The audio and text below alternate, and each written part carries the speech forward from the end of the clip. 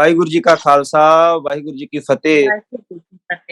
सारे जितने भी मेहमान हमारे साथ जुड़े हैं वॉइस ऑफ मानवता के टीवी चैनल पर, और क्योंकि एतवार को दूसरे दिन अंतर्राष्ट्रीय मदर्स डे जो है वो मनाया जा रहा है, इस संबंध में आज की चर्चा जो है वो होगी। और हमारे साथ मैडम प्रीतमा जी दिल्ली से, जगदीश जी हमारे साथ जुड़े हैं, दिलबाग सिंह जी और डॉक्टर कृपाल सिंह जी हमारे साथ जो है जुड़े हैं इस प्रोग्राम में। और मैं जो है सबको पहले तो इंटरनेशनल जो मदर्स डे है उसकी शुभकामनाएं हम सबको देते हैं, क्योंकि माँ की बात जब आती है, एक माँ ऐसा रिश्ता है संसार में कि परमात्मा के बाद यदि सबसे ज्यादा इम्पोर्टेंस हमारी सोशल लाइफ में यदि दी गई है तो वो माँ का रिश्ता है। और माँ जननी है, माँ जो है बच्चे को पैदा करने में अपना शरीर जो है उसमें वो जगह देती है और उससे ही बच्चा जो है उसकी पैदाइश होती है। इसलिए माँ का रिश्ता जो है बहुत अभिन्न, ऐसा सेल्फलेस रिश्ता जो है वो माना गया है। परमात्मा के बाद में यदि इंसान सबसे ज्यादा प्यार करता है तो वो कोई भी जगह कहाँ कहीं पर भी हो तो बात जो है वो माँ का नाम ही लिया जाता है। मैं सबसे पहले जगदीश जी के पास जाऊंगा। जी जगदीश जी, अंतर्राष्ट्रीय जो मदर्स डे है, जो माता का दिवस है, कौमांतरी तौर पर उस पर अपने विचार की शुरुआत जगदीश जी करें। वाहिगुरु जी का खालसा, खालसा, वाहिगुरु जी की फतेह। सबसे पहले तो हमारे इस वॉइस ऑफ मानवता चैनल में जुड़े हुए सभी दर्शकों को और आज के सभी मेहमानों को मदर्स डे की बहुत बहुत बधाई, क्योंकि हम सब लोगों का जो जन्म हुआ है इस संसार में, हम अगर आए हैं तो कहीं न कहीं हम अपनी माँ के उस देन से ही हम इस दुनिया में आए हुए हैं। और हमारा जो असली अगर हम गॉड कहें, भगवान कहें तो वही है, जगत जननी है। इसलिए जगत जननी ही कहा जाता है, क्योंकि 9 माह जब इंसान माँ के गर्भ में रहता है तो उन्हें कुछ पता नहीं, लेकिन उस दुनिया में आने के बाद में उनका लालन पोषण दिलबाग जी अपने आप नु म्यूट कर लो जी, कोई गलबात करनी। तो दुनिया के अंदर में ये प्रकृति का भी, क्योंकि बहुत सारे जीव जंतु, पेड़ पक्षी, पौधे, ये कहीं न कहीं का इस में आगमन होता है, लेकिन मनुष्य इस मानव प्राणियों में सर्वश्रेष्ठ माना जाता है। और हम आज इस मदर्स डे के अवसर पर दुनिया के सभी माताओं को सत-सत नमन करते हैं, प्रणाम करते हैं, वाहिगुरु जी का खालसा करते हैं, क्योंकि यही हमारी सबसे बड़ी उपलब्धि है। और उसके ऊपर आज भी मेहमान अपने-अपने विचार रखेंगे। मेरा क्योंकि बिल्कुल आप जगदीश जी ने बहुत दुरुस्त बात कही है कि क्योंकि प्राणी हो, चाहे कोई जानवर हो, चाहे कोई पशु पंक्षी हो, वहां पर भी यदि उनको भी अवेयरनेस है ना, पंक्षियों को भी, जानवरों को भी, वो अपनी माँ की अवेयरनेस रहती है। वो माँ के पास जाते हैं, माँ उनको प्रोटेक्ट करती है, उनमें भी ये जो भावनाएं जो है वो होती हैं। और पंजाब में एक बात कही जाती है, 2.5 मामा सच्चियां, जो है 2 और 1 2.5 माँ उनको सच्ची माना गया है, बाबा फरीद की माँ को, क्योंकि बचपन में ही उस माँ ने अपने बेटे को जो है वो परमात्मा की भक्ति में लगा दिया था। ध्रुव की माँ को, ध्रुव भगत जो है, चाहे जो मैथोलॉजी है मगर उसको भी जो है पूरी तरह लगा दिया था। और आदि माँ जो है वो कृष्ण की माँ को कहा गया था, क्योंकि उसने भी लगाया तो था मगर वो आप पूरा खुद नहीं उतर सकी। और इस तरह जो है वो 2.5 माताओं की जो 2.5 माताओं की जो कथा है वो पंजाब में जो है हमेशा ही बुजुर्ग जो हमारे बात किया करते थे। मैं डॉक्टर कृपाल सिंह जी के पास मैं जाना चाहूंगा, इंटरनेशनल जो मदर्स डे है वो उस पर अपने विचार रखें। डॉक्टर कृपाल सिंह जी अपने आप को पहले अनम्यूट कर लीजिए और फिर अपने विचार रखिए। थैंक यू जी। वाहिगुरु जी का खालसा, वाहिगुरु जी की फतेह। सब नु बहुत बहुत मुबारक होवे मदर्स डे दी, इंटरनेशनल मदर्स डे दी। You know, ਦੇ ਟੂ ਐਸਪੈਕਟਸ ਮੇਰੇ ਲਈ, ਇੱਕ ਤਾਂ ਗੁਰਮਤ ਐਸਪੈਕਟ ਹੈ, ਇੱਕ ਦੁਨਿਆਵੀ ਐਸਪੈਕਟ ਮਦਰ ਦਾ। ਜੀ ਜੀ ਦੇਖੋ ਕਿ ਬਈ ਸਾਡੇ ਗੁਰਮਤ ਅਨੁਸਾਰ ਸਾਡਾ ਸਭ ਤੋਂ ਪਹਿਲਾ ਜਿਹੜਾ ਗੁਰੂ ਆ ਉਹ ਤਾਂ ਸਾਡੀ ਮਾਂ ਹੀ ਆ, ਗੁਰਦੇਵ ਮਾਤਾ ਗੁਰਦੇਵ। ਜੀ ਜੀ ਤੇ ਨਾਲੇ ਗੁਰੂ ਸਾਹਿਬ ਸਾਨੂੰ ਦੱਸਦੇ ਨੇ ਪਵਨ ਗੁਰੂ ਪਾਣੀ ਪਿਤਾ ਮਾਤਾ ਧਰਤ ਮਾਤਾ। ਮਾਤਾ ਦੇ ਵਿੱਚ ਜਿਹੜੀ ਆ ਸਾਡੀ ਪਾਲਣ ਪੋਸ਼ਣ ਦੇ ਵਿੱਚ ਹਰ ਪਾਸਿਓਂ ਜਿਹੜੀ ਆ ਉਹ ਸਾਡੀ ਮਾਂ ਹੀ ਹਿੱਸਾ ਪਾਉਂਦੀ ਹੈ। ਤੇ ਫਿਰ ਮਹਾਰਾਜ ਸਾਨੂੰ ਇਹ ਵੀ ਦੱਸਦੇ ਨੇ ਕਿ ਬਈ ਜਿਹੜੀ ਮਾਂ ਹੈ, ਜਦੋਂ ਅਸੀਂ ਕਹਿੰਦੇ ਸੋ ਕਿਉ ਮੰਦਾ ਆਖਿਆ ਜਿਸ ਜੰਮੈ ਰਾਜਾਨ, ਉਹ ਮਾਵਾਂ ਦੇ ਪੁੱਤਰ ਨੇ ਜਿਹੜੇ ਦੁਨੀਆ ਦੇ ਇਨਫਲੂਐਂਸ ਕਰ। ਤੇ ਮਾਂ ਤੇ ਮਾਵਾਂ ਨੂੰ ਤਾਂ ਹੀ ਮਾਵਾਂ ਠਠਾਵਾਂ ਕਹਿੰਦੇ ਨੇ। ਜੀ ਜੀ। ਤੇ ਜਿਹੜਾ ਮਾਂ ਦਾ ਰੋਲ ਹੈ ਨਾ, ਤੇ ਜਿਹੜੀ ਮਾਂ ਦੀ ਜਿਹੜੀ ਡਾਇਰੈਕਸ਼ਨ ਹੈ, ਉਹ ਜਿਵੇਂ ਬਾਬਾ ਫਰੀਦ ਦੇ ਲਈ ਆ ਜਾਂ ਧਰੂ ਭਗਤ ਦੇ ਲਈ ਆ, ਹੈ ਨੀ ਦੱਸੀ, ਜਾਂ ਇਸੇ ਤਰ੍ਹਾਂ ਹੋਰ ਅਨੇਕਾਂ ਥਾਵਾਂ ਤੇ ਆਉਂਦੀ ਆ, ਉਹਦਾ ਕੋਈ ਪੈਰਲਲ ਨਹੀਂ ਹੈ। ਜੀ ਜੀ। ਤੇ ਇਸ ਚੀਜ਼ ਨੂੰ ਸਾਨੂੰ ਹਮੇਸ਼ਾ ਯਾਦ ਰੱਖਣਾ ਚਾਹੀਦਾ ਕਿ ਬਈ ਮਾਂ ਪਿਓ ਦੀ ਤੇ ਮਾਂ ਦੀ ਸਪੈਸ਼ਲੀ ਸੇਵਾ ਜਿਹੜੀ ਹੈ ਕਰਨੀ, ਉਹਦਾ ਬਹੁਤ ਜ਼ਰੂਰੀ ਹੈ। ਕਿਵੇਂ ਸਾਨੂੰ ਦੁਨਿਆਵੀ ਆਸਪੈਕਟ ਤੋਂ ਸਾਡਾ ਪਹਿਲਾਂ ਜਨਮ ਦਿੱਤਾ, ਫਿਰ ਸਾਨੂੰ ਰੇਜ਼ ਕੀਤਾ, ਤੇ ਫਿਰ ਸਾਨੂੰ ਡਾਇਰੈਕਸ਼ਨ ਦਿੱਤੀ ਅੱਗੇ ਪੜ੍ਹਨ ਲਿਖਣ ਦੀ ਤੇ ਆਪਣੇ ਪੈਰਾਂ ਤੇ ਖੜੇ ਕਰਨ ਦੀ, ਸਾਰੀਆਂ ਕਿਸਮ ਦੀਆਂ ਸਕਿੱਲਸ ਸਿਖਾਈਆਂ। ਤੇ ਮੇਰੇ ਤਾਂ ਆਪਣੀ ਜਿਹੜੀ ਮਾਂ ਸੀ, ਮੈਂ ਇੰਨਾ ਉਹਨਾਂ ਦਾ ਸ਼ੁਕਰਗੁਜ਼ਾਰ ਹਾਂ। 97 ਸਾਲ ਤੇ ਕੋਈ USA ਮੇਰੇ ਕੋਲ ਰਹੇ ਨੇ। ਮੈਂ ਤਾਂ ਛੋਟੇ ਹੁੰਦੇ ਨੂੰ ਮੈਨੂੰ ਅਟੈਂਸ਼ਨ ਡੈਫਿਸਿਟ ਡਿਸਆਰਡਰ ਸੀਗਾ, ਜਿਹਨੂੰ ਕਹਿੰਦੇ ਆ ਕਿ ਵੀ ਕਦੇ ਇੱਧਰ ਭੱਜ ਕਦੇ ਉੱਧਰ ਭੱਜ। ਇਸ ਤਰ੍ਹਾਂ ਮੇਰੀ ਮਾਂ ਨੇ ਕੀ ਕਰਿਆ ਕਰਨਾ, ਜਦੋਂ ਅੱਗ ਬਾਲਿਆ ਕਰਨੀ ਨਾ, ਉਹਦੇ ਅੱਧੀ ਸਵਾਹ ਲੈ ਕੇ ਵਿਛਾ ਦੇਣੀ ਇੱਕ ਪਾਸੇ, ਤੇ ਦੂਜੇ ਪਾਸੇ ਭਾਂਡੇ ਸਾਫ਼ ਕਰਦੇ ਸੀ ਸਵਾਹ ਦੇ ਨਾਲ। ਤੇ ਉਹ ਜਦੋਂ ਸਵਾਹ ਦੇ ਉੱਤੇ ਉਹਨਾਂ ਨੇ ਮੈਨੂੰ ਉਡਾੜਾ ਸਿਖਾਇਆ, ਸਵਾਹ ਦੇ ਉੱਤੇ ਹੀ ਉਹਨਾਂ ਨੇ ਮੈਂ 1 2 3 4 ਉਹਦੇ ਤੇ ਜਮਾ ਮਨਫੀ ਕਰਨਾ ਸਿਖਾਇਆ ਮੈਨੂੰ। ਤੇ ਮੇਰੀ ਮਾਂ ਨੇ ਮੈਨੂੰ ਜਪਜੀ ਸਾਹਿਬ ਦਾ ਪਾਠ ਕਰਨਾ ਸਿਖਾਇਆ। ਮੇਰੀ ਮਾਂ ਨੇ ਮੈਨੂੰ ਸਾਰੀਆਂ ਈਵਨ ਜਿਹੜੀਆਂ ਸੀ ਛੋਟੀਆਂ ਛੋਟੀਆਂ ਕਹਾਣੀਆਂ ਸੁਣਾ ਕੇ, ਕਾਂ ਚਿੜੀ ਦੀ ਤੇ ਹੋਰ ਇਹੋ ਜਿਹੀਆਂ ਜਿਹੜੀਆਂ ਸੀਗੀਆਂ, ਗਾਂ ਦੀ ਗਾਂ ਮੇਰੀ ਕਿਉਰਿਓਸਿਟੀ ਪੈਦਾ ਕੀਤੀ।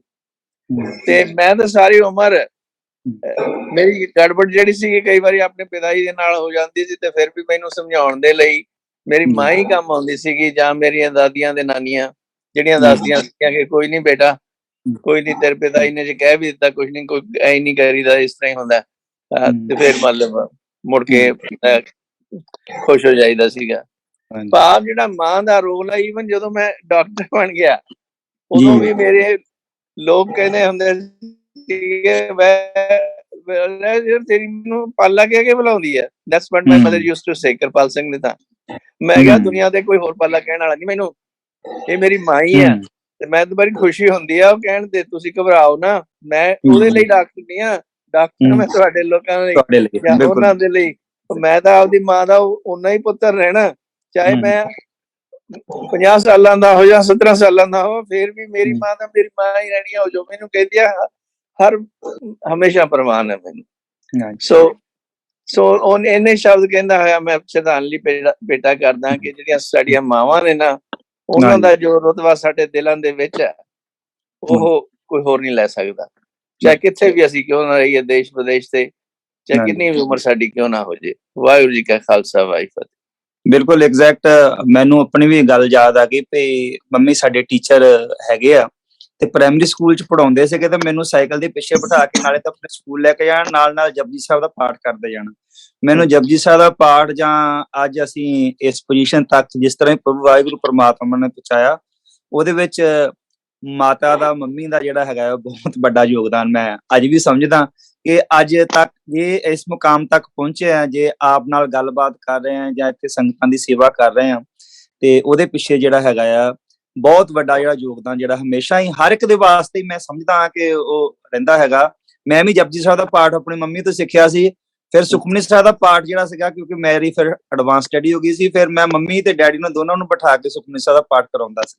ਵੀ ਯਾਨੀ ਕਿ ਆਪਸ ਚ ਰਲ ਕੇ ਸਾਡਾ ਵੀ ਵਿਚਾਰਾਂ ਦਾ ਆਦਾਨ ਪ੍ਰਦਾਨ ਹੁਣ ਵੀ ਜਿਹੜਾ ਇਸ ਤਰ੍ਹਾਂ ਜਿਹੜਾ ਹੁੰਦਾ ਰਹਿੰਦਾ ਹੈ। ਮੈਂ ਭਾਈ ਦਿਲਬਾਗ ਸਿੰਘ ਜੀ ਦੇ ਕੋਲ ਹੁਣ ਮੈਂ ਜਾ ਰਿਹਾ, ਤੇ ਉਹ ਆਪਣੇ ਅੰਤਰਰਾਸ਼ਟਰੀ ਜਿਹੜੀ ਮਾਂ ਦਿਵਸ ਜਿਹੜਾ ਹੈਗਾ ਉਹਦੇ ਉੱਤੇ ਆਪਣੇ ਵਿਚਾਰ ਜਿਹੜੇ ਰੱਖਣ। ਭਾਈ ਦਿਲਬਾਗ ਸਿੰਘ ਜੀ। ਬਿਨਾ ਹੈਡਫੋਨ ਤੋਂ ਚੱਲੇਗਾ ਜੀ? ਚੱਲੇਗਾ। ਹਾਂਜੀ ਹਾਂਜੀ। ਮੈਂ ਸਭ ਤੋਂ ਪਹਿਲਾਂ ਤਾਂ ਇੰਟਰਨੈਸ਼ਨਲ ਮਦਰ ਡੇ, ਸਾਡੇ ਅੰਤਰਰਾਸ਼ਟਰੀ ਮਾਂ ਦੇ ਦਿਹਾੜੇ ਤੇ ਆਪ ਜੀ ਜਿੰਨੇ ਵੀ ਮੈਂਬਰ ਜੁੜੇ ਹੋ, ਸਾਰੇ ਸਰੋਤਿਆਂ ਨੂੰ ਬੜੇ ਅਦਬ ਸਤਿਕਾਰ ਨਾਲ ਫਤਿਹ ਅਰਜ਼ ਕਰਦਾ ਹੈ ਤੇ ਮੁਬਾਰਕਬਾਦ ਦਿੰਦਾ ਹੈ, ਵਧਾਈ ਦਿੰਦਾ ਹੈ। ਵਾਹਿਗੁਰੂ ਜੀ ਕਾ ਖਾਲਸਾ, ਖਾਲਸਾ ਵਾਹਿਗੁਰੂ ਜੀ ਕੀ ਫਤਿਹ। ਫਤਿਹ। ਗੱਲ ਇਸ ਤਰ੍ਹਾਂ ਹੈ ਜੀ ਕਿ ਮਨੁੱਖਤਾ ਦੀ ਸ਼ੁਰੂਆਤ ਪਰਮੇਸ਼ਰ ਨੇ ਮਾਂ ਦੇ ਰਾਹੀਂ ਕੀਤੀ ਹੈ ਜੀ। ਮਾਂ ਇੱਕ ਐਸਾ ਆਲਣਾ ਸੰਸਾਰ ਦੇ ਸਿਆਣੇ ਲੋਕਾਂ ਨੇ ਮੰਨਿਆ ਹੈ, ਵਿਦਵਾਨ ਪੁਰਸ਼ਾਂ ਨੇ ਮੰਨਿਆ ਹੈ ਕਿ ਮਾਂ ਇੱਕ ਐਸਾ ਆਲਣਾ ਹੈ ਜਿਹਨੂੰ ਜ਼ਿੰਦਗੀ ਭਰ ਮਨੁੱਖ ਕਦੇ ਭੁਲਾ ਨਹੀਂ ਸਕਦਾ। ਬਟ ਇੱਕ ਮਨੁੱਖ ਦੇ ਸੁਭਾਅ ਦੀ ਇਹ ਫਿਤਰਤ ਹੈ ਕਿ ਬੰਦਾ ਅਹਿਸਾਨ ਫਰਾਮੋਸ਼ ਹੈ। ਆਪਾਂ ਗੁਰਬਾਣੀ ਪੜ੍ਹਦੇ ਹਾਂ, ਗੁਰਬਾਣੀ ਦੇ ਵਿੱਚ ਗੁਰੂ ਅਰਜਨ ਸਾਹਿਬ ਸੱਚੇ ਪਾਤਸ਼ਾਹ ਜੀ ਵੀ ਇਹੀ ਗੱਲ ਪ੍ਰਮਾਣ ਕਰਦੇ ਨੇ ਕਿ ਅਕਿਰਤ ਘਣਾ ਹਰ ਵਿਸਰਿਆ ਜੋਨੀ ਪਰਮੇਤ, ਕਿ ਮਨੁੱਖ ਜਿਹੜਾ ਹੈ ਉਹਦੀ ਫਿਤਰਤ ਹੈ ਭੁੱਲ ਜਾਣਾ ਗੁਣ ਵੀ ਹੈ ਤੇ ਭੁੱਲ ਜਾਣਾ ਔਗਣ ਵੀ ਹੈ। ਖੈਰ ਇੱਕ ਵੱਖਰਾ ਵਿਸ਼ਾ ਹੈ। ਭੁੱਲਣਾ ਮਨੁੱਖ ਦਾ ਸੁਭਾਅ ਹੈ, ਪਰ ਮਾਂ ਇੱਕ ਇਹੋ ਜਿਹਾ ਆਲਣਾ, ਇਹੋ ਜਿਹਾ ਪਰਦਾ ਪਰਮੇਸ਼ਰ ਨੇ ਸਾਨੂੰ ਦਿੱਤਾ ਹੈ ਜਿਹੜੀ ਹਰ ਵੇਲੇ ਸਾਨੂੰ ਰਸਤੇ ਤੇ ਰੱਖਦੀ ਹੈ, ਕੁਰਾਏ ਨਹੀਂ ਪੈਣ ਦਿੰਦੀ। ਦੁਨੀਆ ਦੀ ਕੋਈ ਐਸੀ ਮਾਂ ਨਹੀਂ ਹੈ ਜਿਹੜੀ ਆਪਣੀ ਔਲਾਦ ਨੂੰ ਤਰੱਕੀ ਕਰਦਿਆਂ ਨਹੀਂ ਦੇਖਣਾ ਚਾਹੁੰਦੀ। ਬੱਚਾ ਗਲਤ ਵੀ ਹੋਵੇ, ਕੁਰਾਏ ਵੀ ਪਿਆ ਹੋਵੇ, ਤੇ ਮਾਂ ਫਿਰ ਵੀ ਆਸ ਰੱਖਦੀ ਹੈ। ਜਿਵੇਂ ਧਰਤੀ ਤੇ ਸੂਰਜ ਨਵਾਂ ਚੜ੍ਹਦਾ ਹੈ ਤੇ ਮਾਂ ਦੀ ਮਨ 'ਚ ਇੱਛਾ ਹੁੰਦੀ ਹੈ ਕਿ ਮੇਰਾ ਬੱਚਾ ਇੱਕ ਨਾ ਇੱਕ ਦਿਨ ਵਾਪਸ ਮੁੜੇਗਾ। ਅੱਜ ਦੇਖੋ ਇੰਟਰਨੈਸ਼ਨਲ ਗੱਲ ਆਪਾਂ ਕਰ ਰਹੇ ਹਾਂ ਦੁਨੀਆ ਭਰ ਦੀ, ਪਰ ਪੰਜਾਬ ਦੀ ਧਰਤੀ ਤੇ ਜਦੋਂ ਆਪਾਂ ਸਰੋਤੇ ਜਣੋਂ ਦੇਖਦੇ ਹਾਂ ਤੇ ਪੰਜਾਬ ਦੇ ਅੰਦਰ ਇੰਨੀ ਤਰਾਸਦੀ ਹੈ ਜਿੱਥੇ ਸਾਡੀਆਂ ਫਸਲਾਂ ਨਸਲਾਂ ਤਬਾਹ ਹੋ ਰਹੀਆਂ ਨੇ ਅੱਜ ਦੀ ਹਕੂਮਤ ਦੇ ਰਾਹੀਂ, ਇੱਕ ਵੱਖਰਾ ਵਿਸ਼ਾ ਹੈ। ਪਰ ਉੱਥੇ ਤੁਸੀਂ ਨਾਲ ਦੇਖੋਗੇ ਸਾਡਾ ਬੁਢਾਪਾ ਰੁਲ ਰਿਹਾ ਹੈ। ਬੁਢਾਪਾ ਵੱਖ-ਵੱਖ ਕਿਸਮਾਂ ਦਾ ਹੈ। ਉਹ ਵੀ ਬੁਢਾਪਾ ਜਿਹੜਾ ਦਿੱਲੀ ਦੇ ਬਾਰਡਰਾਂ ਤੇ ਜਾ ਕੇ ਬਜ਼ੁਰਗ ਸਾਡੇ ਬੈਠੇ ਨੇ, ਉਹ ਵੀ ਬੁਢਾਪਾ ਹੈ। ਤੇ ਇੱਕ ਬੁਢਾਪਾ ਸਾਡਾ ਬਜ਼ੁਰਗੀ ਦੇ ਰੂਪ ਦੇ ਵਿੱਚ ਜਿਹੜੇ ਬਿਰਧ ਆਸ਼ਰਮ ਨੇ, ਜਿਹੜੇ ਪੰਜਾਬ ਦੇ ਛਾਨਾ ਮੱਤਾ ਸਾਡਾ ਖਾਲਸੀ ਇਤਿਹਾਸ ਜਿਹੜਾ ਹੈ ਉਹਦੇ ਮੱਥੇ ਤੇ ਕਲੰਕ ਨੇ, ਜਿਹੜੇ ਬਿਰਧ ਆਸ਼ਰਮ ਸਾਡੇ ਖੁੱਲ ਰਹੇ ਨੇ। ਸੋ ਬਿਰਧ ਆਸ਼ਰਮਾਂ ਦੇ ਵਿੱਚ ਵੀ ਸਾਡਾ ਬੁਢਾਪਾ ਰੁਲ ਰਿਹਾ ਹੈ। ਮੁਆਫ ਕਰਨਾ, ਤੁਸੀਂ ਵਿਦੇਸ਼ਾਂ ਦੇ ਵਿੱਚੋਂ ਜੁੜੇ ਹੋ ਸਾਰੇ ਵੱਖ-ਵੱਖ ਥਾਵਾਂ ਤੋਂ, ਤੇ ਵਿਦੇਸ਼ਾਂ ਦੇ ਵਿੱਚ ਵੀ ਸਾਡਾ ਬੁਢਾਪਾ ਰੁਲ ਰਿਹਾ ਹੈ। ਲਾਲਚ ਵਸ ਰੁਲ ਰਿਹਾ ਹੈ, ਬੱਚੇ ਰੋਲ ਰਹੇ ਨੇ।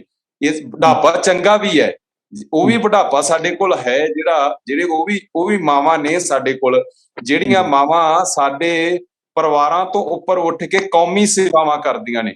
ਉਹ ਵੀ ਮਾਵਾਂ ਨੇ ਜਿਹੜੀਆਂ ਪੰਥਕ ਸੇਵਾਵਾਂ ਕਰਦੀਆਂ ਨੇ। ਮਾਤਾ ਭਾਗ ਕੌਰ ਦੀ ਗੱਲ ਆਪਾਂ ਬਾਰ-ਬਾਰ ਕਰਾਂਗੇ, ਮਾਤਾ ਗੁਜਰ ਕੌਰ ਦੀ ਆਪਾਂ ਗੱਲ ਇੱਥੇ ਚੇਤੇ ਕਰਾਂਗੇ, ਮਾਤਾ ਨਾਨਕੀ ਜੀ ਦੀ ਗੱਲ ਇੱਥੇ ਚੇਤੇ ਕਰਾਂਗੇ, ਬੀਬੀ ਵੀਰੋ ਦੀ ਇੱਥੇ ਗੱਲ ਚੇਤੇ ਕਰਾਂਗੇ, ਜਿਨ੍ਹਾਂ ਦੇ 5 ਪੁੱਤਰ ਸੀ ਤੇ 2 ਪੁੱਤਰ ਗੁਰੂ ਗੋਬਿੰਦ ਸਿੰਘ ਮਹਾਰਾਜ ਗੁਰੂ ਗੋਬਿੰਦ ਸਿੰਘ ਜੀ ਦੇ ਨਾਲ ਧਰਮ ਯੁੱਧ ਦੇ ਵਿੱਚ ਸ਼ਹੀਦ ਹੁੰਦੇ ਨੇ।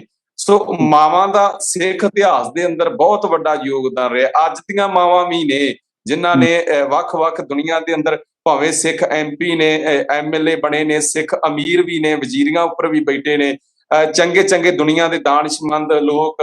ਭਗਤਾਂ ਦੀ ਗੱਲ ਜਦੋਂ ਕਰਦੇ ਆ ਤੇ ਭਗਤ ਪੂਰਨ ਸਿੰਘ ਸਾਡੇ ਕੋਲ ਨੇ, ਕੌਮੀ ਸੇਵਾਦਾਰ, ਗਿਆਨੀ ਦਿੱਤ ਸਿੰਘ ਵਰਗੇ ਸਾਰੇ ਜਿੰਨੇ ਮਹਾਨ ਯੋਧੇ, ਹਰੀ ਸਿੰਘ ਨਲੂਏ ਵਰਗੇ ਨੇ, ਇਹ ਮਾਵਾਂ ਨੇ ਸਾਨੂੰ ਦਿੱਤੇ ਨੇ। ਇਹਨਾਂ ਮਾਵਾਂ ਦੀ ਸਾਡੀ ਦੇਣ ਹੈ।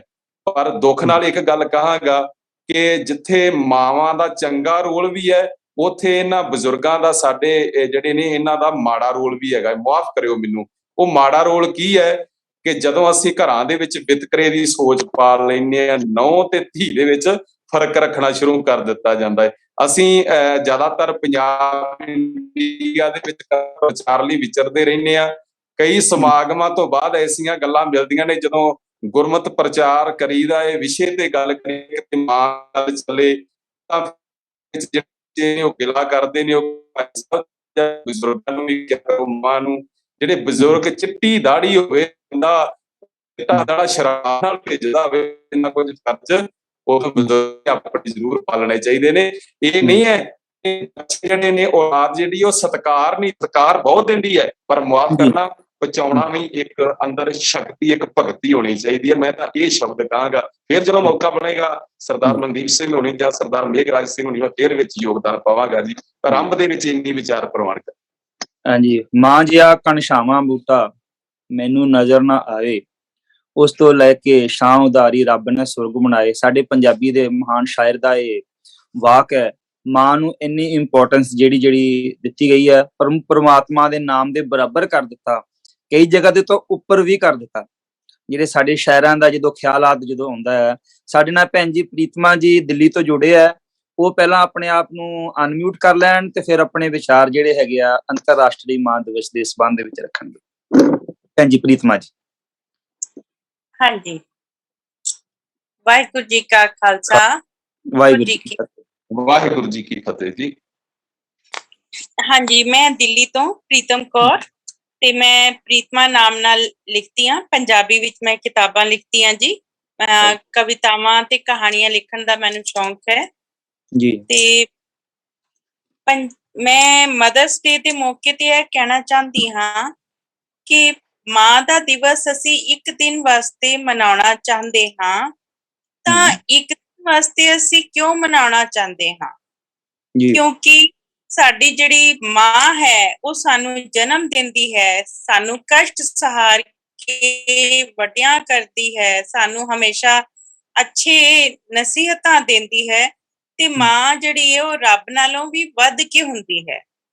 ਅਸੀਂ ਉਸਨੂੰ ਕਿਉਂ ਨਹੀਂ ਸਾਰੀ ਜ਼ਿੰਦਗੀ ਉਸਦਾ ਸਤਿਕਾਰ ਕਰਦੇ, ਉਸਦਾ ਆਦਰ ਕਰਦੇ, ਤੇ ਅਸੀਂ ਇੱਕ ਦਿਨ ਵਾਸਤੇ ਹੀ ਕਿਉਂ ਉਸਨੂੰ ਸੀਮਿਤ ਕਰਦੇ ਹਾਂ?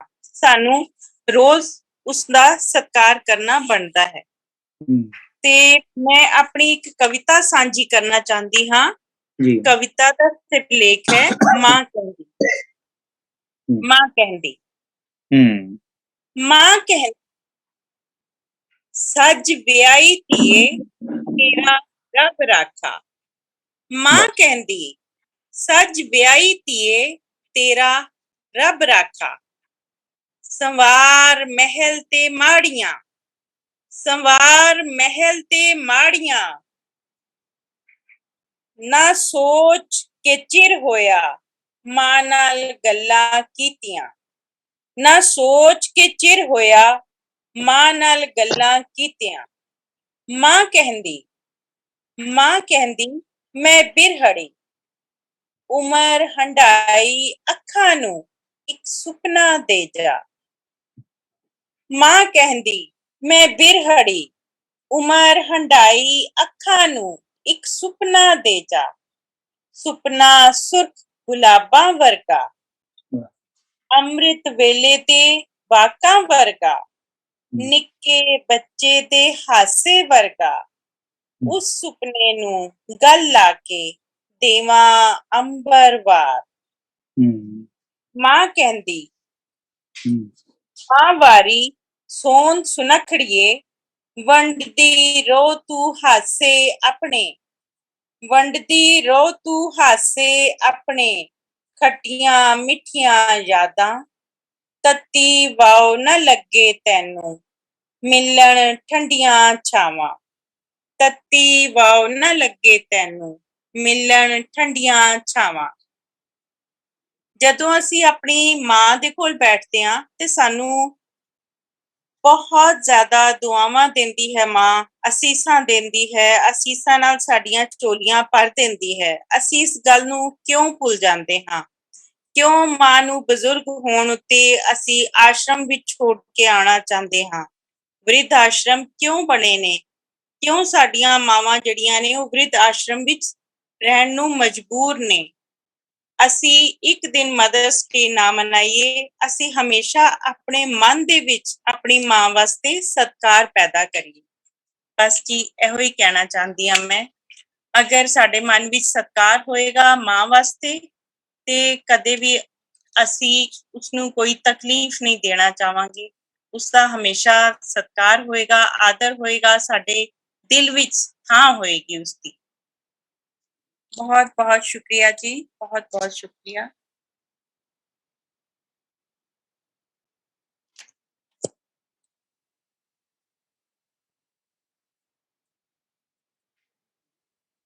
आवाज नहीं आ रही है मनदीप सिंह जी, म्यूट करो, म्यूट।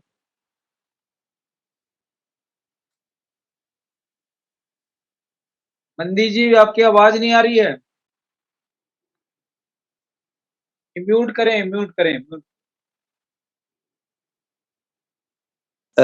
हाँ जी ਭੈਣ ਜੀ ਪ੍ਰੀਤਮਾ ਜੀ ਬਹੁਤ ਬਹੁਤ ਮੈਂ ਸ਼ੁਕਰਗੁਜ਼ਾਰ ਹਾਂ, ਤੁਸੀਂ ਬਹੁਤ ਅੱਛੇ ਵਿਚਾਰ ਜਿਹੜੇ ਹੈਗੇ ਆ ਇਹ ਆਪਣੇ ਮਾਂ ਦੇ ਪਰਥਾਏ ਬਹੁਤ ਸੋਹਣੀ ਕਾਵਿ ਰਚਨਾ ਤੇ ਆਪਣੇ ਵਿਚਾਰ ਵੀ ਜਿਹੜੇ ਹੈਗੇ ਆ ਇਸ ਸੰਬੰਧ ਦੇ ਵਿੱਚ ਰੱਖੇ ਹੈਗੇ ਆ ਤੇ ਮਨ ਨੂੰ ਪ੍ਰਸੰਨਤਾ ਹੁੰਦੀ ਹੈ ਜਦੋਂ ਅਸੀਂ ਪ੍ਰੋਗਰਾਮ ਨੂੰ ਇਸ ਮੁੱਦੇ ਦੇ ਉੱਤੇ ਪ੍ਰੋਗਰਾਮ ਕਰਦੇ, ਕਿਉਂਕਿ ਸੰਸਾਰ ਜਿਹੜਾ ਸਾਰਾ ਕਿਸੇ ਨਾ ਕਿਸੇ ਤਰੀਕੇ ਦੇ ਨਾਲ ਦੁੱਖਾਂ ਦੇ ਵਿੱਚ ਘਿਰਿਆ ਪਿਆ ਹੈ ਜਾਂ ਆਪਣੇ ਆਪਣੇ ਤਰੀਕੇ ਦੇ ਨਾਲ ਹਰ ਕੋਈ ਬੰਦਾ ਚੱਲ ਰਿਹਾ, ਕਿਉਂਕਿ ਨਿਊਜ਼ ਚੈਨਲਾਂ ਤੇ ਜ਼ਿਆਦਾ ਜਿਹੜੀਆਂ ਹਨਾ ਗੱਲਾਂ ਪੁੱਠੀਆਂ ਸਿੱਧੀਆਂ ਹੁੰਦੀਆਂ ਤੇ ਮਗਰ ਸਾਡਾ ਜਿਹੜਾ ਹੈਗਾ ਅਸੀਂ ਆਪਣਾ ਵੀ ਇੱਕ ਸੁਭਾਗ ਸਮਝਦੇ ਹਾਂ ਵੀ ਅਸੀਂ ਇਦਾਂ ਦੇ ਇਵੈਂਟ ਲੈ ਕੇ ਜਿਹੜੇ ਆਉਂਦੇ ਰਹਿੰਦੇ ਆ ਤੇ ਇਹਦੇ ਵਿੱਚ ਵੀ ਜਦੋਂ ਅਸੀਂ ਆਨੰਦ ਸਾਹਿਬ ਦੀ ਬਾਣੀ ਪੜ੍ਹਦੇ ਆ ਤੇ ਉਹਦੇ ਵਿੱਚ ਮਹਾਰਾਜ ਆਪਣੀ ਖੁਸ਼ੀ ਦਾ ਇਜ਼ਹਾਰ ਜਦੋਂ ਕਰਦੇ ਆ ਵੀ ਜਦੋਂ ਗੁਰੂ ਮਿਲਦਾ ਹੈ ਉਹਦੇ ਵਿੱਚ ਵੀ ਕੀ ਕਿਹਾ ਹੈਗਾ, ਆਨੰਦ ਪਿਆ ਮੇਰੀ ਮਾਏ ਸਤਿਗੁਰੂ ਮੈਂ ਪਾਇਆ।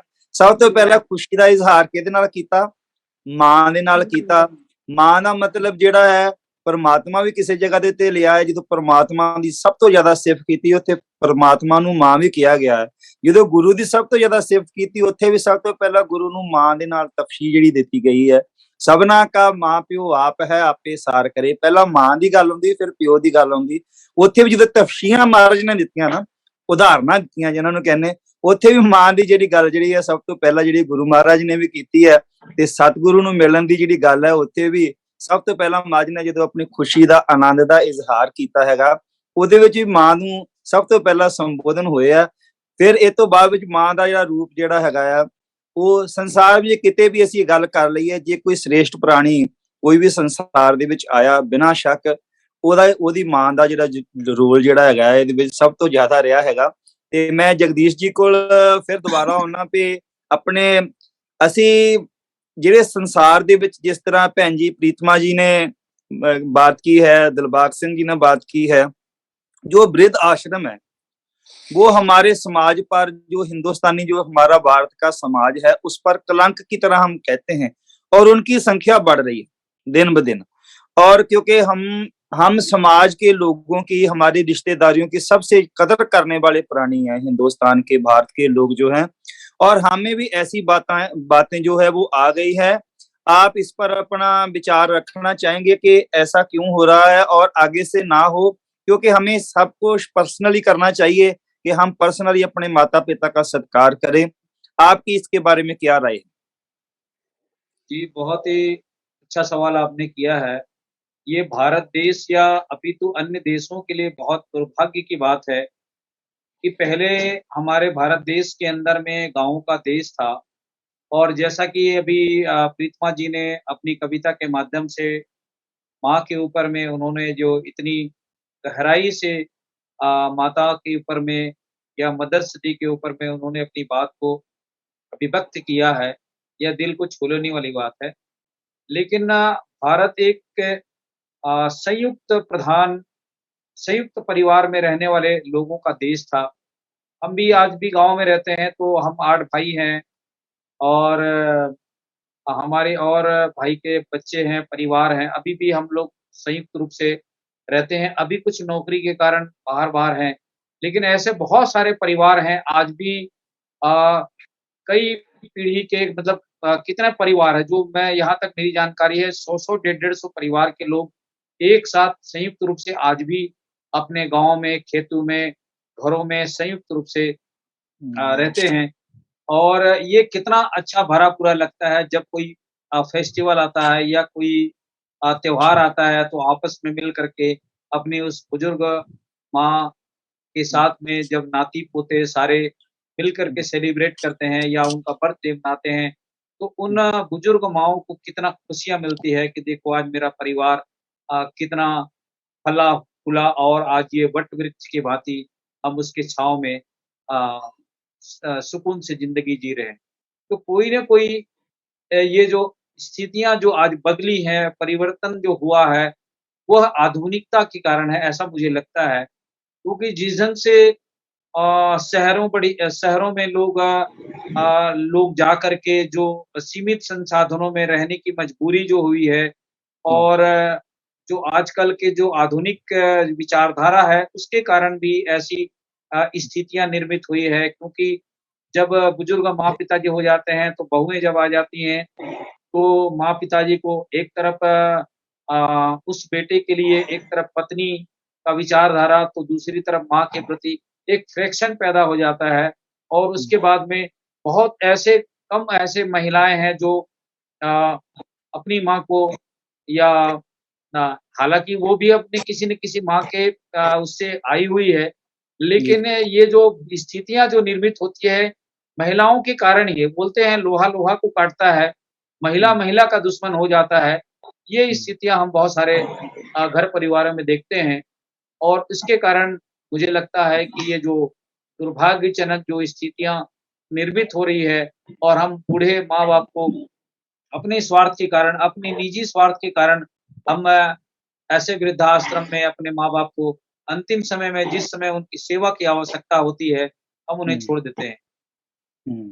ਹਾਂਜੀ ਕਿ ਸਾਡੇ ਨਾਲ ਮੈਡਮ ਅਨਿਮੇਸ਼ਵਰ ਕੌਰ ਜੀ ਵੀ ਜੁੜ ਗਏ ਹੈਗੇ ਆ, ਅਸੀਂ ਉਹਨਾਂ ਦਾ ਵੀ ਸਵਾਗਤ ਕਰਦੇ ਹੈਗੇ ਆ। ਜੀ ਕਾ ਖਾਲਸਾ, ਵਾਹਿਗੁਰੂ ਜੀ ਕੀ ਫਤਿਹ। ਵਾਹਿਗੁਰੂ ਜੀ ਕੀ ਫਤਿਹ ਅਸੀਂ ਕਹਿੰਦੇ ਹੈਗੇ ਆ ਤੇ ਅੱਜ ਅਸੀਂ ਅੰਤਰਰਾਸ਼ਟਰੀ ਮਾਂ ਦਿਵਸ ਤੇ ਜਦੋਂ ਗੱਲ ਕਰਦੇ ਆ ਤੇ ਉਹਦੇ ਵਿੱਚ ਵੀ ਇਹ ਚੀਜ਼ਾਂ ਜਿਹੜੀਆਂ ਹੈਗੀਆਂ ਸਾਹਮਣੇ ਆਉਂਦੀਆਂ। ਅਸੀਂ ਇਹ ਬੜਾ ਵਧੀਆ ਜਿਹੜਾ ਇੱਕ ਮੁੱਦਾ ਉਠਾਇਆ ਵੀ ਜਿਹੜੇ ਆਸ਼ਰਮ ਜਿਹੜੇ ਖੁੱਲੇ ਆ ਬਿਰਧਾਂ ਦੇ ਨਾਂ ਦੇ ਤੇ ਉਹ ਸਾਡੇ ਭਾਰਤੀ ਸਮਾਜ ਦੇ ਤੇ ਸਾਡੇ ਤਾਣੇ ਬਾਣੇ ਤੇ ਬਹੁਤ ਵੱਡਾ ਕਲੰਕ ਅਸੀਂ ਇਹ ਚੀਜ਼ ਨੂੰ ਸਮਝਦੇ ਹੈਗੇ ਆ।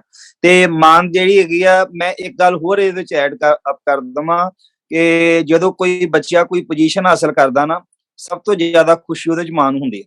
ਮਾਂ ਆਪਣੀ ਖੁਸ਼ੀ ਦਾ ਸਭ ਤੋਂ ਜ਼ਿਆਦਾ ਇਜ਼ਹਾਰ ਕਰਦੀ ਹੈ। ਮੈਂ ਤੁਹਾਨੂੰ ਆਪਣੀ ਗੱਲ ਦੱਸਾਂ ਕਿ ਜਦੋਂ ਮੈਂ ਕੋਈ ਕਿਸੇ ਚੀਜ਼ ਦੇ ਵਿੱਚ ਕਾਮਯਾਬੀ ਹਾਸਲ ਕਰਦਾ ਸੀ ਤੇ ਸਾਡੀ ਮਾਤਾ ਨੇ ਇਹ ਕਹਿਣਾ, ਹੁਣ ਵੀ ਕਹਿੰਦੇ ਆ ਵੀ ਇੰਨਾ ਨਹੀਂ, ਇਹ ਤੋਂ ਜ਼ਿਆਦਾ ਹੋਣਾ ਚਾਹੀਦਾ। ਉਹਨਾਂ ਨੇ ਹਮੇਸ਼ਾ ਸਾਡੇ ਤੋਂ ਜ਼ਿਆਦਾ ਦੀ ਡਿਮਾਂਡ ਕਰਨੀ। ਹੁਣ ਵੀ ਜਿੰਨਾ ਅਸੀਂ ਪ੍ਰਾਪਤ ਕਰਦੇ ਆ ਨਾ, ਉਹਦੇ ਤੋਂ ਜੋ ਸਾਡੀ ਪ੍ਰਾਪਤੀ ਹੋਈ, ਉਹਨਾਂ ਨੇ ਸਾਨੂੰ ਅੱਗੇ ਵਧਾਉਣ ਦੇ ਵਾਸਤੇ ਇੱਕ ਟੈਕਨੀਕ ਹੁੰਦੀ ਹੈ ਕਿ ਸਾਡੇ ਬੱਚੇ ਹੋਰ ਅੱਗੇ ਵਧਣ, ਤੇ ਉਹਦੇ ਵਾਸਤੇ ਕਹਿਣਾ ਨਹੀਂ, ਥੋੜਾ ਹੋਰ ਹੋਣਾ ਚਾਹੀਦਾ ਸੀ, ਥੋੜਾ ਤੁਸੀਂ ਹੋਰ ਇਹ ਚੀਜ਼ ਤਰੱਕੀ ਕਰ ਸਕਦੇ, ਥੋੜਾ ਤੁਸੀਂ ਹੋਰ ਸੁਧਾਰ ਕਰਦੇ ਸੀ। ਏਦਾਂ ਆਪਣੇ ਆਪ ਨੂੰ ਡਿਸਪਲਿਨ ਰੱਖਣਾ, ਮਾਂ ਦਾ ਜੀਵਨ ਜਿਹੜਾ ਹੈਗਾ ਨਾ ਉਹ ਵੀ ਹੋਣਾ ਬੜਾ ਜ਼ਰੂਰੀ ਹੈ, ਜਿਹਦੇ ਵਿੱਚ ਕਿ ਜਦੋਂ ਸਵੇਰੇ ਅੰਮ੍ਰਿਤ ਵੇਲੇ ਜਾਂ ਜਦੋਂ ਵੀ ਉੱਠਦੇ ਸੀ ਤਾਂ ਨਾਲ ਸਾਡੇ ਮੰਮੀ ਹੁਣੀ ਕੰਮ ਕਰਦੇ ਤੇ ਨਾਲ ਜਪਜੀ ਸਾਹਿਬ ਦਾ ਪਾਠ ਕਰਦੇ। ਅੱਜ ਵੀ ਘਰ ਦੇ ਵਿੱਚ ਜਦੋਂ ਹੁੰਦਾ ਤੇ ਉਹ ਇਸ ਤਰ੍ਹਾਂ ਹੀ ਹੁੰਦਾ। ਜਦੋਂ ਸਾਡਾ ਜਨਮ ਦਿਨ ਹੁੰਦਾ ਤੇ ਉਹ ਸਵੇਰੇ ਅੰਮ੍ਰਿਤ ਵੇਲੇ ਉੱਠ ਕੇ ਕੜਾਹ ਪ੍ਰਸ਼ਾਦ ਬਣਾ ਕੇ ਗੁਰਦੁਆਰੇ ਜਾ ਕੇ ਅਰਦਾਸ ਸਾਰਿਆਂ ਦੀ ਕਰਦੇ। ਕਹਿਣ ਦਾ ਭਾਵ ਆ ਅੱਜ ਵੀ ਇੱਕ ਸੋਚ ਜਿਹੜੀ ਹੈਗੀ ਆ ਮਾਤਾਵਾਂ ਦੀ ਜਿਹੜੀ ਰੱਖੀ ਹੋਈ ਆ। ਮੈਂ ਮੈਡਮ ਅਨਿਮੇਸ਼ਵਰ ਕੌਰ ਤੋਂ ਜਾਣਨਾ ਚਾਹੁੰਦਾ ਕਿ ਉਹ ਅੰਤਰਰਾਸ਼ਟਰੀ ਮਾਂ ਦਿਵਸ ਜਿਹੜੀ ਹੈਗੀ ਉਹਦੇ ਸੰਬੰਧ ਵਿੱਚ ਆਪਣੇ ਵਿਚਾਰ ਰੱਖਣ। ਵਾਹਿਗੁਰੂ ਜੀ ਕਾ ਖਾਲਸਾ, ਵਾਹਿਗੁਰੂ ਜੀ ਕੀ ਫਤਿਹ। ਅੰਤਰਰਾਸ਼ਟਰੀ ਮਾਂ ਦਿਵਸ ਜਿਹੜਾ ਹੈ ਮੇਰੇ ਖਿਆਲ ਨਾਲ ਹਰ ਰੋਜ਼ ਹੀ ਹੋਣਾ ਚਾਹੀਦਾ ਹੈ ਜੀ। ਇੱਕ ਪਤਾ ਕਿਉਂ ਹੈ, ਅੰਗਰੇਜ਼ਾਂ ਦਾ ਹੈਗਾ ਸਿਸਟਮ। ਅੰਗਰੇਜ਼ ਲੋਕ ਆਪਣੀਆਂ ਮਾਵਾਂ ਨੂੰ ਕੋਲ ਨਹੀਂ ਰੱਖਦੇ, ਬੱਚੇ ਅਲੱਗ ਰਹਿੰਦੇ ਨੇ, ਮਾਪਿਓ ਅਲੱਗ ਰਹਿੰਦੇ ਨੇ, ਉਹਨਾਂ ਕੋਲ ਟਾਈਮ ਨਹੀਂ ਹੁੰਦਾ, ਉਹ ਇੱਕ ਦਿਨ ਮਿੱਥ ਲੈਂਦੇ ਨੇ। ਉਸ ਦਿਨ ਉਹ ਅੰਤਰਰਾਸ਼ਟਰੀ ਮਾਂ ਦਿਵਸ ਦੇ ਤੌਰ ਤੇ ਮਨਾ ਕੇ ਉਹਨਾਂ ਨੂੰ ਗਿਫਟ ਦਿੰਦੇ ਨੇ, ਉਹਨਾਂ ਨਾਲ ਟਾਈਮ ਸਪੈਂਡ ਕਰਦੇ ਨੇ। ਮੈਂ ਇਹਦੇ ਹੱਕ ਵਿੱਚ ਨਹੀਂ, ਮੈਂ ਕਹਿੰਦੀ ਮਾਂ ਦਾ ਹਰ ਰੋਜ਼ ਹੀ ਦਿਨ ਹੈ। ਉਹ ਬੱਚੇ ਬੜੇ ਕਿਸਮਤ ਵਾਲੇ ਨੇ ਜਿਨ੍ਹਾਂ ਦੀਆਂ ਮਾਵਾਂ ਉਹਨਾਂ ਕੋਲ ਰਹਿੰਦੀਆਂ ਨੇ, ਉਹਨਾਂ ਨੂੰ ਚੰਗੇ ਸੰਸਕਾਰ ਦਿੰਦੀਆਂ ਨੇ ਔਰ ਉਹ ਘਰ ਵੀ ਖੁਸ਼ਹਾਲ ਰਹਿੰਦਾ ਹੈ। ਮਾਵਾਂ ਤੋਂ ਮਤਲਬ ਸੱਸ ਵੀ ਹੈ ਔਰ ਮਾਂ ਵੀ ਹੈ। ਮੈਂ ਆਪਣੇ ਨਿੱਜੀ ਤਜਰਬੇ ਤੋਂ ਗੱਲ ਕਰਾਂਗੀ ਜੀ। ਮੇਰੀਆਂ 2 ਨੂੰਹਾਂ ਨੇ ਔਰ ਮੈਂ ਉਹਨਾਂ ਦੇ ਨਾਲ ਬੜੀ ਖੁਸ਼ ਹਾਂ। ਮੇਰੇ ਬੇਟੇ ਨੇ ਬੇਟੀਆਂ ਨਹੀਂ ਹੈਗੀਆਂ, ਮੈਂ ਉਹਨਾਂ ਨੂੰ ਬੇਟੀਆਂ ਵਾਂਗ ਸਮਝਦੀ ਹਾਂ, ਦੋਸਤਾਂ ਵਾਂਗ ਸਮਝਦੀ ਹਾਂ। ਔਰ ਮੇਰਾ ਪਰਿਵਾਰ ਸੁਖੀ ਪਰਿਵਾਰ, ਖੁਸ਼ਹਾਲ ਪਰਿਵਾਰ ਹੈ। ਉਹ ਮਾਂ ਦੀ ਇੱਜ਼ਤ ਕਰਦੀਆਂ ਨੇ, ਆਪਣੀ ਮਾਂ ਨੂੰ ਵੀ ਓਨਾ ਹੀ ਪਿਆਰ ਦਿੰਦੀਆਂ ਨੇ ਜਿੰਨਾ ਮੈਨੂੰ ਦਿੰਦੀਆਂ ਨੇ। ਕੋਈ ਗਿਫਟ ਲਿਆਣਗੇ ਦੋਵਾਂ ਲਈ ਬਰਾਬਰ, ਜੋ ਚੀਜ਼ ਹੋਏਗੀ ਬਰਾਬਰ ਕਰਦੀਆਂ। ਇਹ ਨਹੀਂ ਕਿ ਆਪਣੀ ਮਾਂ ਨੂੰ ਉਹ ਜ਼ਿਆਦਾ ਦੇਣ, ਮੈਨੂੰ ਘੱਟ ਦੇਣ, ਨਹੀਂ। ਇਹਦੇ ਵਿੱਚ ਮੈਨੂੰ ਵੀ ਮਾਣ ਹੈ ਕਿਉਂਕਿ ਮੈਂ ਉਹਨਾਂ ਨੂੰ ਵੀ ਪਿਆਰ ਓਨਾ ਹੀ ਕਰ ਰਹੀ ਹਾਂ। ਉਹਨਾਂ ਦੀ ਗਲਤੀਆਂ ਨੂੰ ਇਗਨੋਰ ਕਰਦੀ ਹਾਂ, ਉਹਨਾਂ ਦੀ ਗਲਤੀਆਂ ਨੂੰ ਮੈਂ ਉਹਨਾਂ ਨੂੰ ਜਤਾਉਂਦੀ ਨਹੀਂ ਕਿ ਤੁਸੀਂ ਇਹ ਗਲਤੀ ਕੀਤੀ ਹੈ, ਨਾਰਾਜ਼ਗੀ ਸ਼ੋ ਨਹੀਂ ਕਰਦੀ। ਔਰ ਜੇ ਕੋਈ ਗਲਤੀ ਹੋਵੇ, ਕੋਈ ਚੀਜ਼ ਦੀ ਸਮਝ ਨਾ ਆਉਂਦੀ ਹੋਵੇ, ਮੇਰੇ ਕੋਲ ਪੁੱਛਦੀ ਹਨ, ਮੈਂ ਪਿਆਰ ਨਾਲ ਦੱਸਦੀ ਹਾਂ। ਇਸ ਕਰਕੇ ਮੈਂ ਜ਼ਿਆਦਾ ਨਾ ਬੋਲਦੇ ਹੋਏ ਇਹ ਕਹਾਂਗੀ ਆਪਣੀਆਂ ਬੱਚਿਆਂ ਨੂੰ ਪਿਆਰ ਨਾਲ ਰੱਖੋ, ਨੂੰਹਾਂ ਪੁੱਤਰਾਂ ਨੂੰ ਵੀ ਪਿਆਰ ਨਾਲ ਰੱਖੋ, ਬੇਟੇ ਨੂੰ ਬੇਟੇ ਦੀ ਜਗ੍ਹਾ ਤੇ, ਨੂੰਹ ਨੂੰ ਨੂੰਹ ਦੀ ਜਗ੍ਹਾ ਤੇ ਰੱਖੋ, और कोई मतभेद ना समझो। कोई प्रॉब्लम आती है बैठ के आपस में डिस्कस करके सॉल्व करो, ना कि उन्होंने पब्लिकली भंडो, किसी अगे उन्होंने निंदा चुंगली ना करो। जो तुसी नहीं करोगे ना वो भी नहीं करेंगे, क्योंकि ਉਹ ਜੋ ਤੁਹਾਨੂੰ ਦੇਖਣਗੇ ਨਾ ਤੁਸੀਂ ਕਰ ਰਹੇ ਹੋ ਉਹ ਜਿਹੀ ਉਹ ਕਰਨਗੇ। ਉਹਨਾਂ ਨੂੰ ਆਪਣੇ ਘਰ ਦੇ ਤੌਰ ਤਰੀਕੇ ਸਮਝਾਓ। ਜੀ ਜੀ ਜੀ ਪਿਆਰ ਨਾਲ ਕੋਈ ਨੂੰ ਆਪਣੇ ਘਰ 'ਚ ਸਬਜ਼ੀ ਕਿਸ ਤਰ੍ਹਾਂ ਬਣਾਉਂਦੀ ਹੈ, ਸੋਹਰੇ ਘਰ ਕੋਈ ਕਿਸ ਤਰ੍ਹਾਂ ਕਰਦਾ ਹੈ। ਇਸ ਕਰਕੇ ਉਹਨਾਂ ਨੂੰ ਅਗਰ ਉਹਨਾਂ ਕੋਲੋਂ ਸਬਜ਼ੀ ਗਲਤ ਬਣੀ, ਤੁਹਾਡੀ ਪਸੰਦ ਦੀ ਨਹੀਂ ਬਣੀ, ਉਹਨੂੰ ਰੈਸਪੀ ਦੱਸ ਦਿਓ, ਬੇਟਾ ਸਾਡੇ ਘਰ 'ਚ ਇੰਝ ਬਣਦੀ ਹੈ, ਬੱਚੇ ਖੁਸ਼ ਹੋ ਕੇ ਖਾਂਦੇ ਨੇ, ਤੂੰ ਵੀ ਚੰਗਾ ਬਣਾਉਣੀ ਹੈ, ਲੇਕਿਨ ਜੇ ਤੂੰ ਇਸ ਰੈਸਪੀ ਨਾਲ ਬਣਾਏਂਗੀ ਹੋਰ ਚੰਗਾ ਵਧੀਆ ਬਣੇਗਾ। ਇਹਦੇ ਨਾਲ ਲੜਾਈ ਖਤਮ, ਕੋਈ ਨਾਰਾਜ਼ਗੀ ਨਹੀਂ ਹੋਣੀ, ਕੋਈ ਨਿੰਦਾ ਚੁਗਲੀ ਨਾ ਕਰੋ, ਬਸ ਖੁਸ਼ ਰਹੋ ਤੇ ਜਿਓ, ਜੀਣ ਦਿਓ ਵਾਂਗ ਕਰੋ। ਇੱਕ ਐਗਰੀਮੈਂਟ ਹੁੰਦਾ ਨੂੰ ਸੱਸ ਦਾ, ਇਨ-ਲਾਜ਼ ਦਾ ਮਤਲਬ ਹੈ ਤੁਸੀਂ ਇੱਕ ਕਾਨੂੰਨ ਦੀ ਹੱਦ ਵਿੱਚ ਰਹਿਣਾ ਹੈ ਕਿ ਤੁਸੀਂ ਇਨ-ਲਾਜ਼ ਦਾ ਮਤਲਬ ਹੀ ਇਹੀ ਹੈ। ਮੈਂ ਡਾਟਰ ਇਨ-ਲਾ ਨੂੰ ਮੈਂ ਦਿਲ ਕਰਨੀ ਆ, DIL ਦਿਲ, ਮੈਨੇ ਉਹ ਸ਼ਖਸ ਦਾ ਇੱਕ ਦਿਲ ਹੈਗੀ ਹੈ, ਉਹਨੂੰ ਦਿਲ ਵਾਂਗ ਪਿਆਰ ਕਰੋ। ਬਸ ਮੈਂ ਨਹੀਂ ਕਹਾਂਗੀ। ਬਿਲਕੁਲ, ਕਿਉਂਕਿ ਪਹਿਲਾਂ ਜਦੋਂ ਪੰਜਾਬ ਦੇ ਵਿੱਚ ਵੀ ਅੱਜ ਤੋਂ ਅਸੀਂ 20-25 ਸਾਲ ਪਹਿਲਾਂ ਦੇ ਤੋਂ ਸੱਸ ਨੌਂ ਦਾ ਜਿਹੜਾ ਮਸਲਾ ਜਿਹੜਾ ਨਾ ਬੜਾ ਹੁੰਦਾ ਸੀ, ਮਗਰ ਹੁਣ ਲੋਕਾਂ 'ਚ ਐਜੂਕੇਸ਼ਨ ਹੋਣ ਕਰਕੇ ਇੱਕ ਨਾਲੇ ਪਹਿਲਾਂ ਬੱਚੇ ਜ਼ਿਆਦਾ ਹੁੰਦੇ ਸੀ, ਉਨੇ ਪੁੱਤਰ ਉਨੀਆਂ ਨੌਆਂ, ਤੇ ਕਈ ਜਗ੍ਹਾ ਤੇ ਤਾਂ ਪਿਆਰ ਬਹੁਤ ਹੁੰਦਾ ਸੀ ਤੇ ਕਈ ਜਗ੍ਹਾ ਦੇ ਉੱਤੇ ਤਾਂ ਛੋਟੇ-ਛੋਟੇ ਕੌਨਫਲਿਕਟ ਵੀ ਚੱਲਦੇ ਸੀਗੇ ਤੇ ਰਹਿੰਦੇ ਉਹ ਛੋਟੇ-ਛੋਟੇ ਸੀਗੇ, ਬਹੁਤ ਵੱਡੇ ਨਹੀਂ ਸੀ। ਕਿਉਂਕਿ ਜਿਹੜੀ ਸੱਸ ਵਾਲਾ ਜਿਹੜਾ ਰੋਲ ਹੁੰਦਾ ਉਹ ਵੀ ਆਪਣੀ ਨੌਂ ਨੂੰ ਡਿਸਿਪਲਿਨ ਕਰਨ ਦਾ ਹੀ ਰੋਲ ਹੁੰਦਾ ਸੀ, ਉਹਦੇ ਜਦੋਂ ਜੀਵਨ ਦੇ ਪੱਧਰ ਦੇ ਵਿੱਚ ਸੁਧਾਰ ਕਰਨ ਦੇ ਹੇਤੀ ਉਹ ਜਿਹੜੀ ਹੈਗੇ ਆ ਟੋਕਾ ਟਾਕੀ ਵੀ ਜੇ ਹੁੰਦੀ ਸੀ ਨਾ, ਤੇ ਉਹ ਸੁਧਾਰ ਹੇਤੀ ਹੀ ਹੁੰਦੀ ਸੀਗੀ, ਉਹਦੇ ਵਿੱਚ ਕੋਈ ਵਿਗਾੜ ਵਾਲੀ ਗੱਲ ਨਹੀਂ ਸੀ ਹੁੰਦੀ ਵੀ ਉਹਦੇ ਲਾਈਫ ਖਰਾਬ ਕਰਨਾ ਚਾਹੁੰਦੀ। ਇਹ ਗੱਲ ਦਾ ਜਿਹੜਾ ਫਿਰ ਪਤਾ ਜਿਹੜਾ ਹੈਗਾ ਜਦੋਂ ਸੱਸਾਂ ਦੀ ਗਾਈਡਨੈਸ ਖਤਮ ਹੋ ਜਾਂਦੀ ਸੀ, ਫਿਰ ਨੂੰਹਾਂ ਨੂੰ ਇਹ ਚੀਜ਼ ਮਹਿਸੂਸ ਹੁੰਦੀ ਸੀਗੀ ਉਸ ਵੇਲੇ ਵੀ। ਤੇ ਅੱਜ ਤਾਂ ਪੜ੍ਹੇ ਲਿਖੇ ਲੋਕਾਂ ਦਾ ਜ਼ਮਾਨਾ, ਤੇ ਅੱਜ ਤਾਂ ਇਹ ਚੀਜ਼ਾਂ ਜਿਹੜੀਆਂ ਹੈਗੀਆਂ ਹੈ ਹੀ ਨਹੀਂ ਹੈਗੀਆਂ, ਤੇ ਸਾਡੇ ਪਰਿਵਾਰਾਂ ਦੇ ਵਿੱਚ ਵੀ ਇਸ ਤਰ੍ਹਾਂ ਹੀ ਆ। ਪਹਿਲਾਂ ਜਿਹੜਾ ਹੈਗਾ ਇਹ ਸਭ ਕੁਝ ਹੁੰਦਾ ਰਿਹਾ, ਸਾਰੇ ਪਰਿਵਾਰਾਂ 'ਚ ਹੁੰਦਾ ਰਿਹਾ, ਇੱਕ ਪਰਿਵਾਰ ਦੀ ਗੱਲ ਨਹੀਂ, ਸਾਰਿਆਂ ਦੇ ਵਿੱਚ ਵੀ ਏਦਾਂ ਹੁੰਦਾ ਰਿਹਾ। ਫਿਰ ਇੱਕ ਦੂਜੇ ਦੇ ਗਾਣੇ ਬਣਦੇ ਰਹੇ, ਇਸ ਤਰ੍ਹਾਂ ਦੇ ਕਮੈਂਟਸ ਕਰਨੇ, ਉਸ ਤਰ੍ਹਾਂ ਗਾਣਿਆਂ ਦੇ ਵਿੱਚ, ਕਵਿਤਾਵਾਂ 'ਚ। ਭੈਣ ਜੀ ਪ੍ਰੀਤਮਾ ਜੀ ਜਾਣਦੇ ਆ ਕਿ ਜਦੋਂ ਅਸੀਂ ਪੰਜਾਬੀ ਸਾਹਿਤ ਜਦੋਂ ਪੜ੍ਹਦੇ ਆ ਤੇ ਉਹਦੇ ਵਿੱਚ ਸੱਸ ਨੌਂ ਦਾ ਜਿਹੜਾ ਹੈਗਾ ਆ ਉਹਨੂੰ ਉਸ ਤਰੀਕੇ ਦੇ ਨਾਲ ਫਿਰ ਕੀਤਾ ਵੀ ਜਾਂਦਾ ਰਿਹਾ। ਵੀ ਕਹਿਣ ਦਾ ਭਾਵ ਇਹ ਹੈ ਕਿ ਅਸੀਂ ਜਿਹੜਾ ਹੈਗਾ ਆ, ਕਿਉਂਕਿ ਇਹ ਜਿਹੜੇ ਲੋਕ ਜਿਹੜੇ ਹੈਗੇ ਆ ਇੱਥੋਂ ਦੇ ਵੈਸਟਰਨ ਮੁਲਕ ਜਿਹੜੇ ਹੈਗੇ ਆ, ਇਹਨਾਂ ਦਾ ਆਪਣਾ ਇੱਕ ਸਮਾਜ, ਸਾਡਾ ਸਮਾਜ ਜਿਹੜਾ ਇਹਨਾਂ ਦੇ ਮੁਤਾਬਕ ਅਸੀਂ ਇਸ ਕਰਕੇ ਬਿਹਤਰ ਸਮਝਦੇ ਆ ਕਿ ਅਸੀਂ ਜੁਆਇੰਟ ਫੈਮਲੀਆਂ 'ਚ ਰਹਿੰਦੇ ਆ, ਤੇ ਉਹਦੇ ਵਿੱਚ ਮਾਂ ਦੀ, ਪਿਓ ਦੀ ਜਿਹੜੀ ਗਾਈਡਨੈਸ ਹੈ, ਹੁਣ ਅਸੀਂ ਅਮਰੀਕਾ ਦੇ ਵਿੱਚ ਜਿੱਥੇ ਬੈਠੇ ਆ ਤੇ ਮੇਰੀ ਆਦਤ ਹੈ ਮੈਂ ਰੋਜ਼ ਜਾਂ ਇੱਕ ਦਿਨ ਛੱਡ ਕੇ ਇੱਕ ਦਿਨ ਜਿਹੜੀ ਹੈਗੀ ਆ ਮੰਮੀ ਡੈਡੀ ਨਾਲ ਗੱਲ ਕਰਨੀ, ਚੰਗੀ ਗੱਲ ਕਰਨੀ ਉਹਨਾਂ ਦੇ ਨਾਲ, ਤੇ ਉਹ ਦਿਨ ਕਈ ਵਾਰੀ ਆਪਣੀ ਫੈਮਿਲੀ ਨੂੰ ਟਾਈਮ ਜਿਹੜਾ ਹੈਗਾ ਆਪਣੇ ਘਰ ਜਿਹੜੀ ਗੱਲ ਜਿਹੜੀ ਹੈਗੀ ਉਸ ਵੇਲੇ ਉਹਨਾਂ ਨੂੰ ਕਹਿਣਾ ਵੀ ਤੁਸੀਂ ਮੇਰੇ ਨਾਲ ਬਾਅਦ 'ਚ ਗੱਲ ਕਰਿਓ, ਅੱਜ ਮੈਂ ਆਪਣੇ ਮੰਮੀ ਡੈਡੀ ਨਾਲ ਗੱਲ ਕਰਨੀ। ਤੇ ਕਹਿਣ ਦਾ ਭਾਵ ਇਹ ਹੈ ਕਿ ਅਸੀਂ ਮੌਕਾ ਦੇਈਏ ਉਹਨਾਂ ਤੋਂ ਗਾਈਡਨੈਸ ਜਿਹੜੀ ਹੈ, ਭਾਵੇਂ ਜਿੱਥੇ ਮਰਜ਼ੀ ਬੈਠੇ ਆ ਉਹ ਲੈਂਦੇ ਰਹੀਏ, ਤੇ ਇਹ ਫਿਰ ਆਪਣੇ ਆਪ ਨੂੰ ਵੀ ਮਹਿਸੂਸ ਹੁੰਦਾ ਤੇ ਆਪਣੇ ਵਿੱਚ ਪੋਜ਼ਿਟਿਵਿਟੀ ਜਿਹੜੀ ਹੈਗੀ ਹੈ ਇਹ ਚੀਜ਼ ਨੂੰ ਆਉਂਦੀ ਆ। ਭੈਣ ਜੀ ਪ੍ਰੀਤਮਾ ਜੀ, ਅਸੀਂ ਤੁਹਾਡੇ ਤੋਂ ਹਨਾ ਵਿਚਾਰ ਵੀ ਲੈਣੇ, ਤੇ ਇੱਕ ਕਵਿਤਾ ਤੁਹਾਡੇ ਤੋਂ ਹੋਰ ਜਾਂਦੇ ਜਾਂਦੇ ਜ਼ਰੂਰ ਸੁਣਨੀ ਹੈਗੀ। ਤੁਸੀਂ ਆਪਣੇ ਆਪ ਨੂੰ ਹੁਣ ਅਨਮਿਊਟ ਕਰੋ ਤੇ ਆਪਣੇ ਵਿਚਾਰ ਵੀ ਰੱਖੋ ਥੋੜੇ ਜਿਹਾ, ਕਿਉਂਕਿ ਹੁਣ ਸਾਡਾ ਜਿਹੜਾ ਸਮਾਂ ਅਸੀਂ ਸਮਾਪਤੀ ਵੱਲ ਵੀ ਲੈ ਕੇ ਜਾਣਾ, ਤੇ ਅਸੀਂ ਤੁਹਾਡੇ ਤੋਂ ਇੱਕ ਕਵਿਤਾ ਵੀ ਸੁਣਨੀ ਤੇ ਤੁਹਾਡੇ ਵਿਚਾਰ ਵੀ ਜਿਹੜੇ ਹੈਗੇ ਜ਼ਰੂਰ ਸੁਣਨੇ। ਤੁਸੀਂ ਆਪਣੇ ਆਪ ਨੂੰ ਅਨਮਿਊਟ ਕਰ ਲਓ ਪਹਿਲਾਂ, ਇਹ ਕਈ ਵਾਰੀ ਪਤਾ ਨਹੀਂ ਲੱਗਦਾ, ਅਸੀਂ ਕਰ ਲੈਂਦੇ ਹਾਂ ਨਾ। ਅਨਮਿਊਟ ਕਰ ਲਓ। ਹਾਂਜੀ ਹਾਂਜੀ ਹੋ ਗਿਆ। ਜ਼ਰੂਰ ਜੀ, ਬਹੁਤ ਅੱਛਾ ਲੱਗਿਆ, ਬਹੁਤ ਅੱਛੇ ਵਿਚਾਰ ਚੱਲ ਰਹੇ ਨੇ। ਔਰ ਇਹ ਆਪ ਜੀ ਪੁੱਛਣਾ ਚਾਹ ਰਹੇ ਸੀ ਕਿ ਜਿਹੜੇ ਬਿਰਧ ਆਸ਼ਰਮ ਨੇ, ਉਹ ਬਿਰਧ ਆਸ਼ਰਮ ਦੀ ਗੱਲ ਕਿਉਂ ਚੱਲੀ ਔਰ ਕਿਉਂ ਨਿਕਲੀ। ਅਸਲ ਵਿੱਚ ਜਦੋਂ ਇੱਥੇ ਸੰਯੁਕਤ ਪਰਿਵਾਰ ਹੁੰਦੇ ਸੀ ਔਰ ਬੜਾ ਚੰਗਾ ਭਾਈਚਾਰਾ ਹੁੰਦਾ ਸੀ ਆਪਸ ਵਿੱਚ, ਤੇ ਦਾਦਾ, ਚਾਚਾ, ਤਾਇਆ ਸਾਰੇ ਮਿਲ ਜੁਲ ਕੇ ਰਹਿੰਦੇ ਸੀ ਤੇ ਬੜਾ ਚੰਗਾ ਇੱਕ ਪਰਿਵੇਸ਼ ਸੀ। ਲੇਕਿਨ ਜਦੋਂ ਤੋਂ ਮਨੁੱਖ ਸਵਾਰਥੀ ਕਹਿ ਲੋ ਕਿ ਸਵਾਰਥੀ ਹੋ ਗਿਆ, ਉਹਨੇ ਆਪਣੇ ਬਾਰੇ ਸੋਚਣਾ ਸ਼ੁਰੂ ਕਰ ਦਿੱਤਾ ਤੇ ਸੰਯੁਕਤ ਪਰਿਵਾਰ ਜਿਹੜੇ ਸੀ ਹੋਂਦ ਵਿੱਚ ਨਹੀਂ ਰਹੇ, ਹੁਣ ਇਕੱਲੇ ਰਹਿਣ ਦੀ ਆਦਤ ਹੋ ਗਈ ਏ ਤੇ ਉਹਨਾਂ ਨੂੰ ਬੋਝ ਲੱਗਣ ਲੱਗ ਪਏ ਆਪਣੇ ਮਾਂ-ਬਾਪ ਵੀ। ਤੇ ਇਹ ਗੱਲ ਥੋੜੀ ਸੀ ਹੋਈ ਹੈ ਜਿਸ ਕਰਕੇ ਬਿਰਧ ਆਸ਼ਰਮ ਜਿਹੜੇ ਨੇ ਉਹ ਹੋਂਦ ਵਿੱਚ ਆਏ ਨੇ। ਤੇ ਮੈਂ ਹੁਣ ਆਪ ਜੀ ਦੇ ਸਾਹਮਣੇ ਇੱਕ ਕਵਿਤਾ ਰੱਖਦੀ ਹਾਂ ਆਪਣੀ ਜੀ ਮਾਂ ਬਾਰੇ ਲਿਖੀ ਹੋਈ ਹੈ ਵੀ ਕਵਿਤਾ ਜੀ। ਇਕਲਤਾ।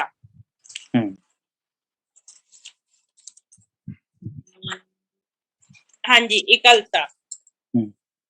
ਚਾਰੇ ਪਾਸੇ ਚੁੱਪ ਹੈ ਪਸਰੀ, ਚਾਰੇ ਪਾਸੇ ਚੁੱਪ ਹੈ ਪਸਰੀ, ਰਾਤ ਉਦਾਸ ਖੜੀ, 10 ਮਾਏ ਕਿੱਥੇ ਚਲੀ ਗਈ, 10 ਮਾਏ ਕਿੱਥੇ ਚਲੀ ਗਈ, ਟੁਰ ਗਏ ਲੋਕੀ ਆਪਣੀ ਰਾਹੇ, ਟੁਰ ਗਏ ਲੋਕੀ ਆਪਣੀ ਰਾਹੇ, ਬੂਹੇ ਬਾਰੀਆਂ ਬੰਦ, ਦਿਲ ਦੀ ਸੜਕ ਤੇ ਕਲਮ ਕੱਲੀ, ਭਾਲਾਂ ਕੋਈ ਆਵਾਜ਼, ਖੇਡ ਅਗੰਮੀ ਕੋਈ ਸਮਝਾਵੇ, ਖੇਡ ਅਗੰਮੀ ਕੋਈ ਸਮਝਾਏ, ਜੇਰਾ ਨਾ ਦੇ ਸਾਥ, ਨਾ ਕੋਈ ਸੰਗੀ ਨਾ ਕੋਈ ਸਾਥੀ, ਕੌਣ ਦੇਵੇ ਧਰਵਾਸ, ਮੁੜ ਮੁੜ ਡੰਗਣ ਨਾਗ ਸੰਸੇ ਦੇ, ਮੁੜ ਮੁੜ ਡੰਗਣ ਨਾਗ ਸੰਸੇ ਦੇ, ਕੌਣ ਕਰੇ ਅਰਦਾਸ, ਰੋ ਰੋ ਅੱਖਾਂ ਅਰਜ਼ੀ ਲਿਖੀ, ਭੇਜੀ ਗੁਰੂ ਦੇ ਪਾਸ, ਰੋ ਰੋ ਅੱਖਾਂ ਅਰਜ਼ੀ ਲਿਖੀ, ਭੇਜੀ ਗੁਰੂ ਦੇ ਪਾਸ, ਫੋਲਦੀ ਫੋਲਦੀ ਹਰ ਇੱਕ ਚਿਹਰਾ, ਕਿਤਾਬ ਦੇ ਵਰਕੇ ਵਾਂਗ, ਮਾਂ ਨਹੀਂ ਲੱਭਦੀ ਕਿਸੇ ਚਿਹਰੇ ਵਿੱਚ ਨਹੀਂ, ਕਿੰਨੀ ਕੱਲੀ ਹਾਂ ਉਂਝ ਤਾਂ ਰੁੱਝੀ ਨਜ਼ਰ ਆਉਂਦੀ, ਕਿੰਨੀ ਕੱਲੀ ਹਾਂ ਉਂਝ ਤਾਂ ਰੁੱਝੀ ਨਜ਼ਰ ਆਉਂਦੀ, ਕਿਸੇ ਨਾ ਕਿਸੇ ਕੰਮ, ਪਰ ਮਨ ਦਾ ਕੀ ਕਰਾਂ, ਪਰ ਮਨ ਦਾ ਕੀ ਕਰਾਂ, ਵਿਚਰਦਾ ਤੇਰੇ ਅੰਗ ਸੰਗ, ਪਰ ਮਨ ਦਾ ਕੀ ਕਰਾਂ, ਵਿਚਰਦਾ ਤੇਰੇ ਅੰਗ ਸੰਗ, ਸਾਹਾਂ ਦੇ ਵਹਿਣ ਸਮੇਂ, ਸਾਹਾਂ ਦੇ ਵਹਿਣ ਸਮੇਂ।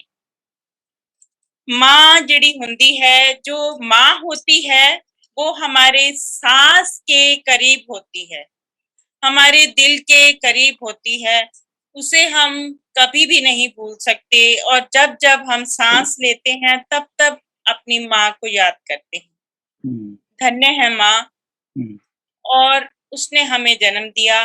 आज उनका दिवस हम मना रहे हैं। जैसा कि मैंने पहले भी कहा कि माँ का एक दिन नहीं होना चाहिए, जैसा अणिमेश्वर कौर जी ने अभी बताया, मैंने भी यही विचार व्यक्त किए थे।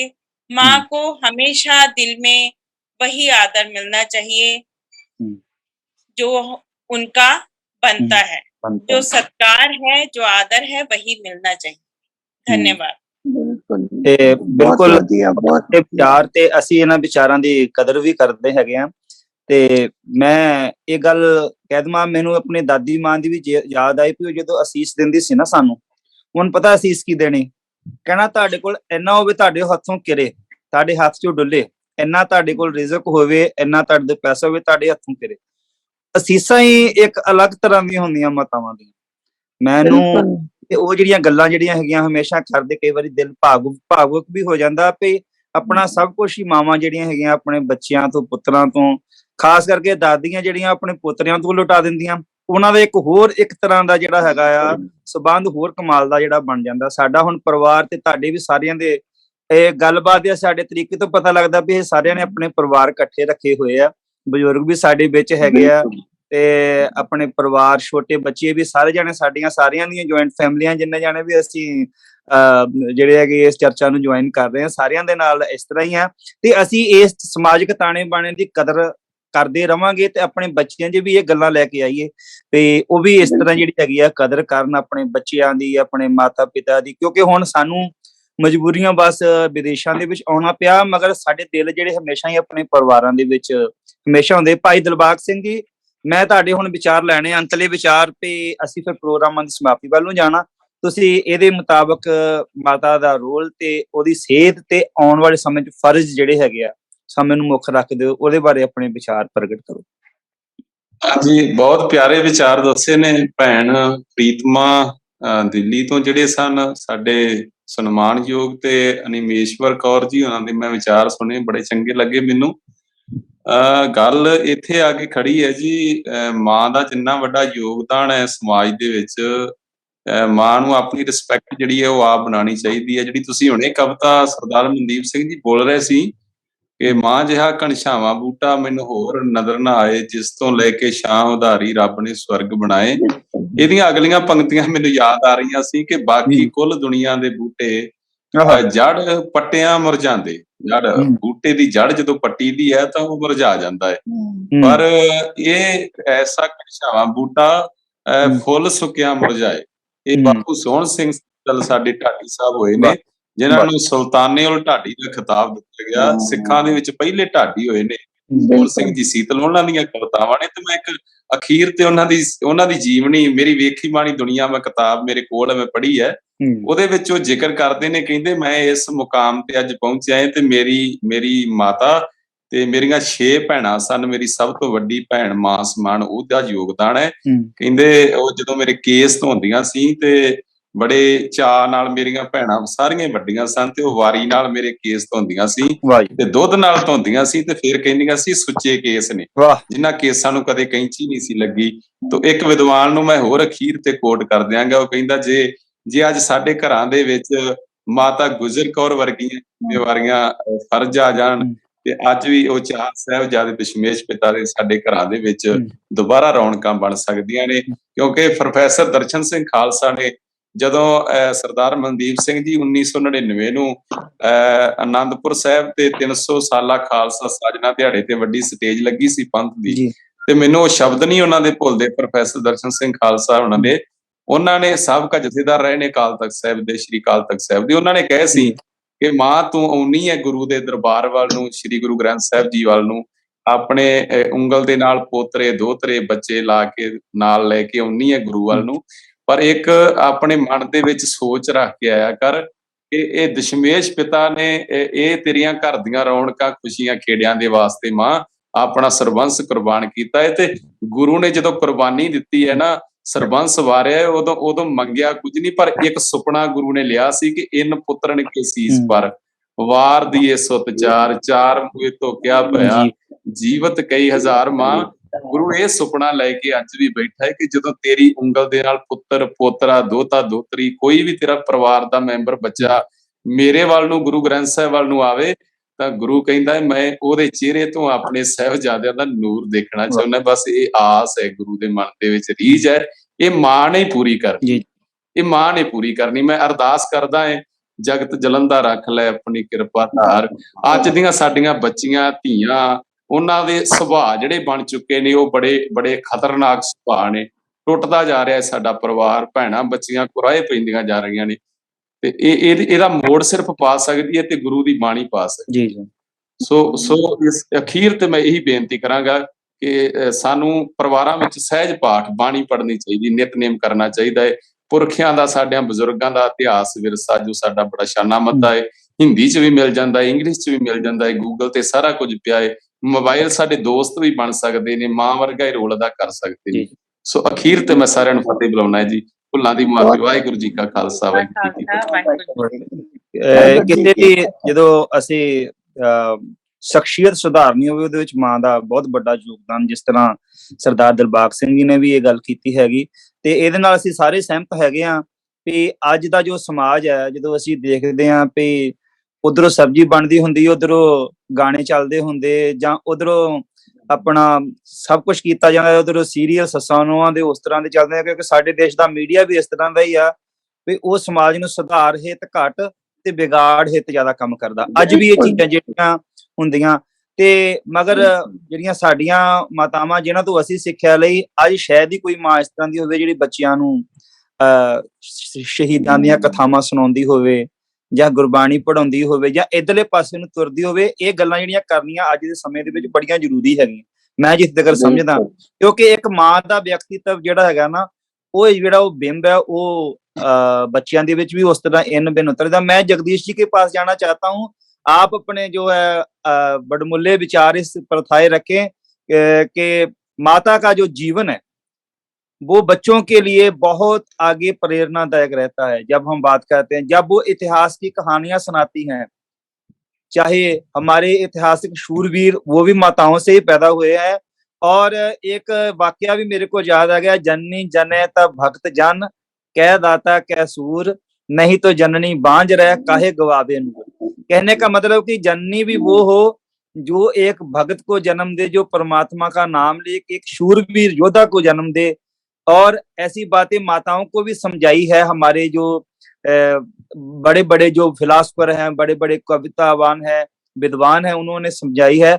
आप आखिर में अंतरराष्ट्रीय जो मां दिवस है उस पर अपने विचार जो है प्रकट करें, अपने आखिरी जो विचार है वो रखें इस प्रोग्राम के प्रथा। जी, सबसे पहले तो सभी विद्वानों ने और दो अभी माताओं ने जो अभी अपनी बातें रखी, ये बहुत ही अनमोल विचार उन्होंने हमारे इस मदर्स डे पर विचार साझा की।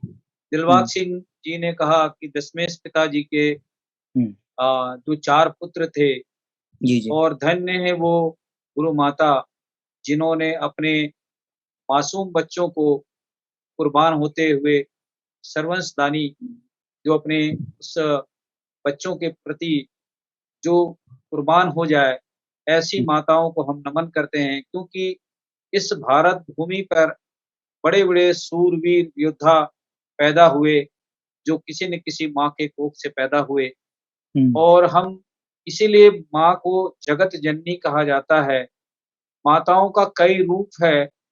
हम इस मदर्स डे के अवसर पर दुनिया की तमाम उन माताओं को हम सत सत नमन करते हैं और प्रणाम करते हैं, क्योंकि हम इस दुनिया में अगर आए हैं तो किसी न किसी माँ की देन से आए हैं, और हमको अपना इस दुनिया में कर्म करके जाना है।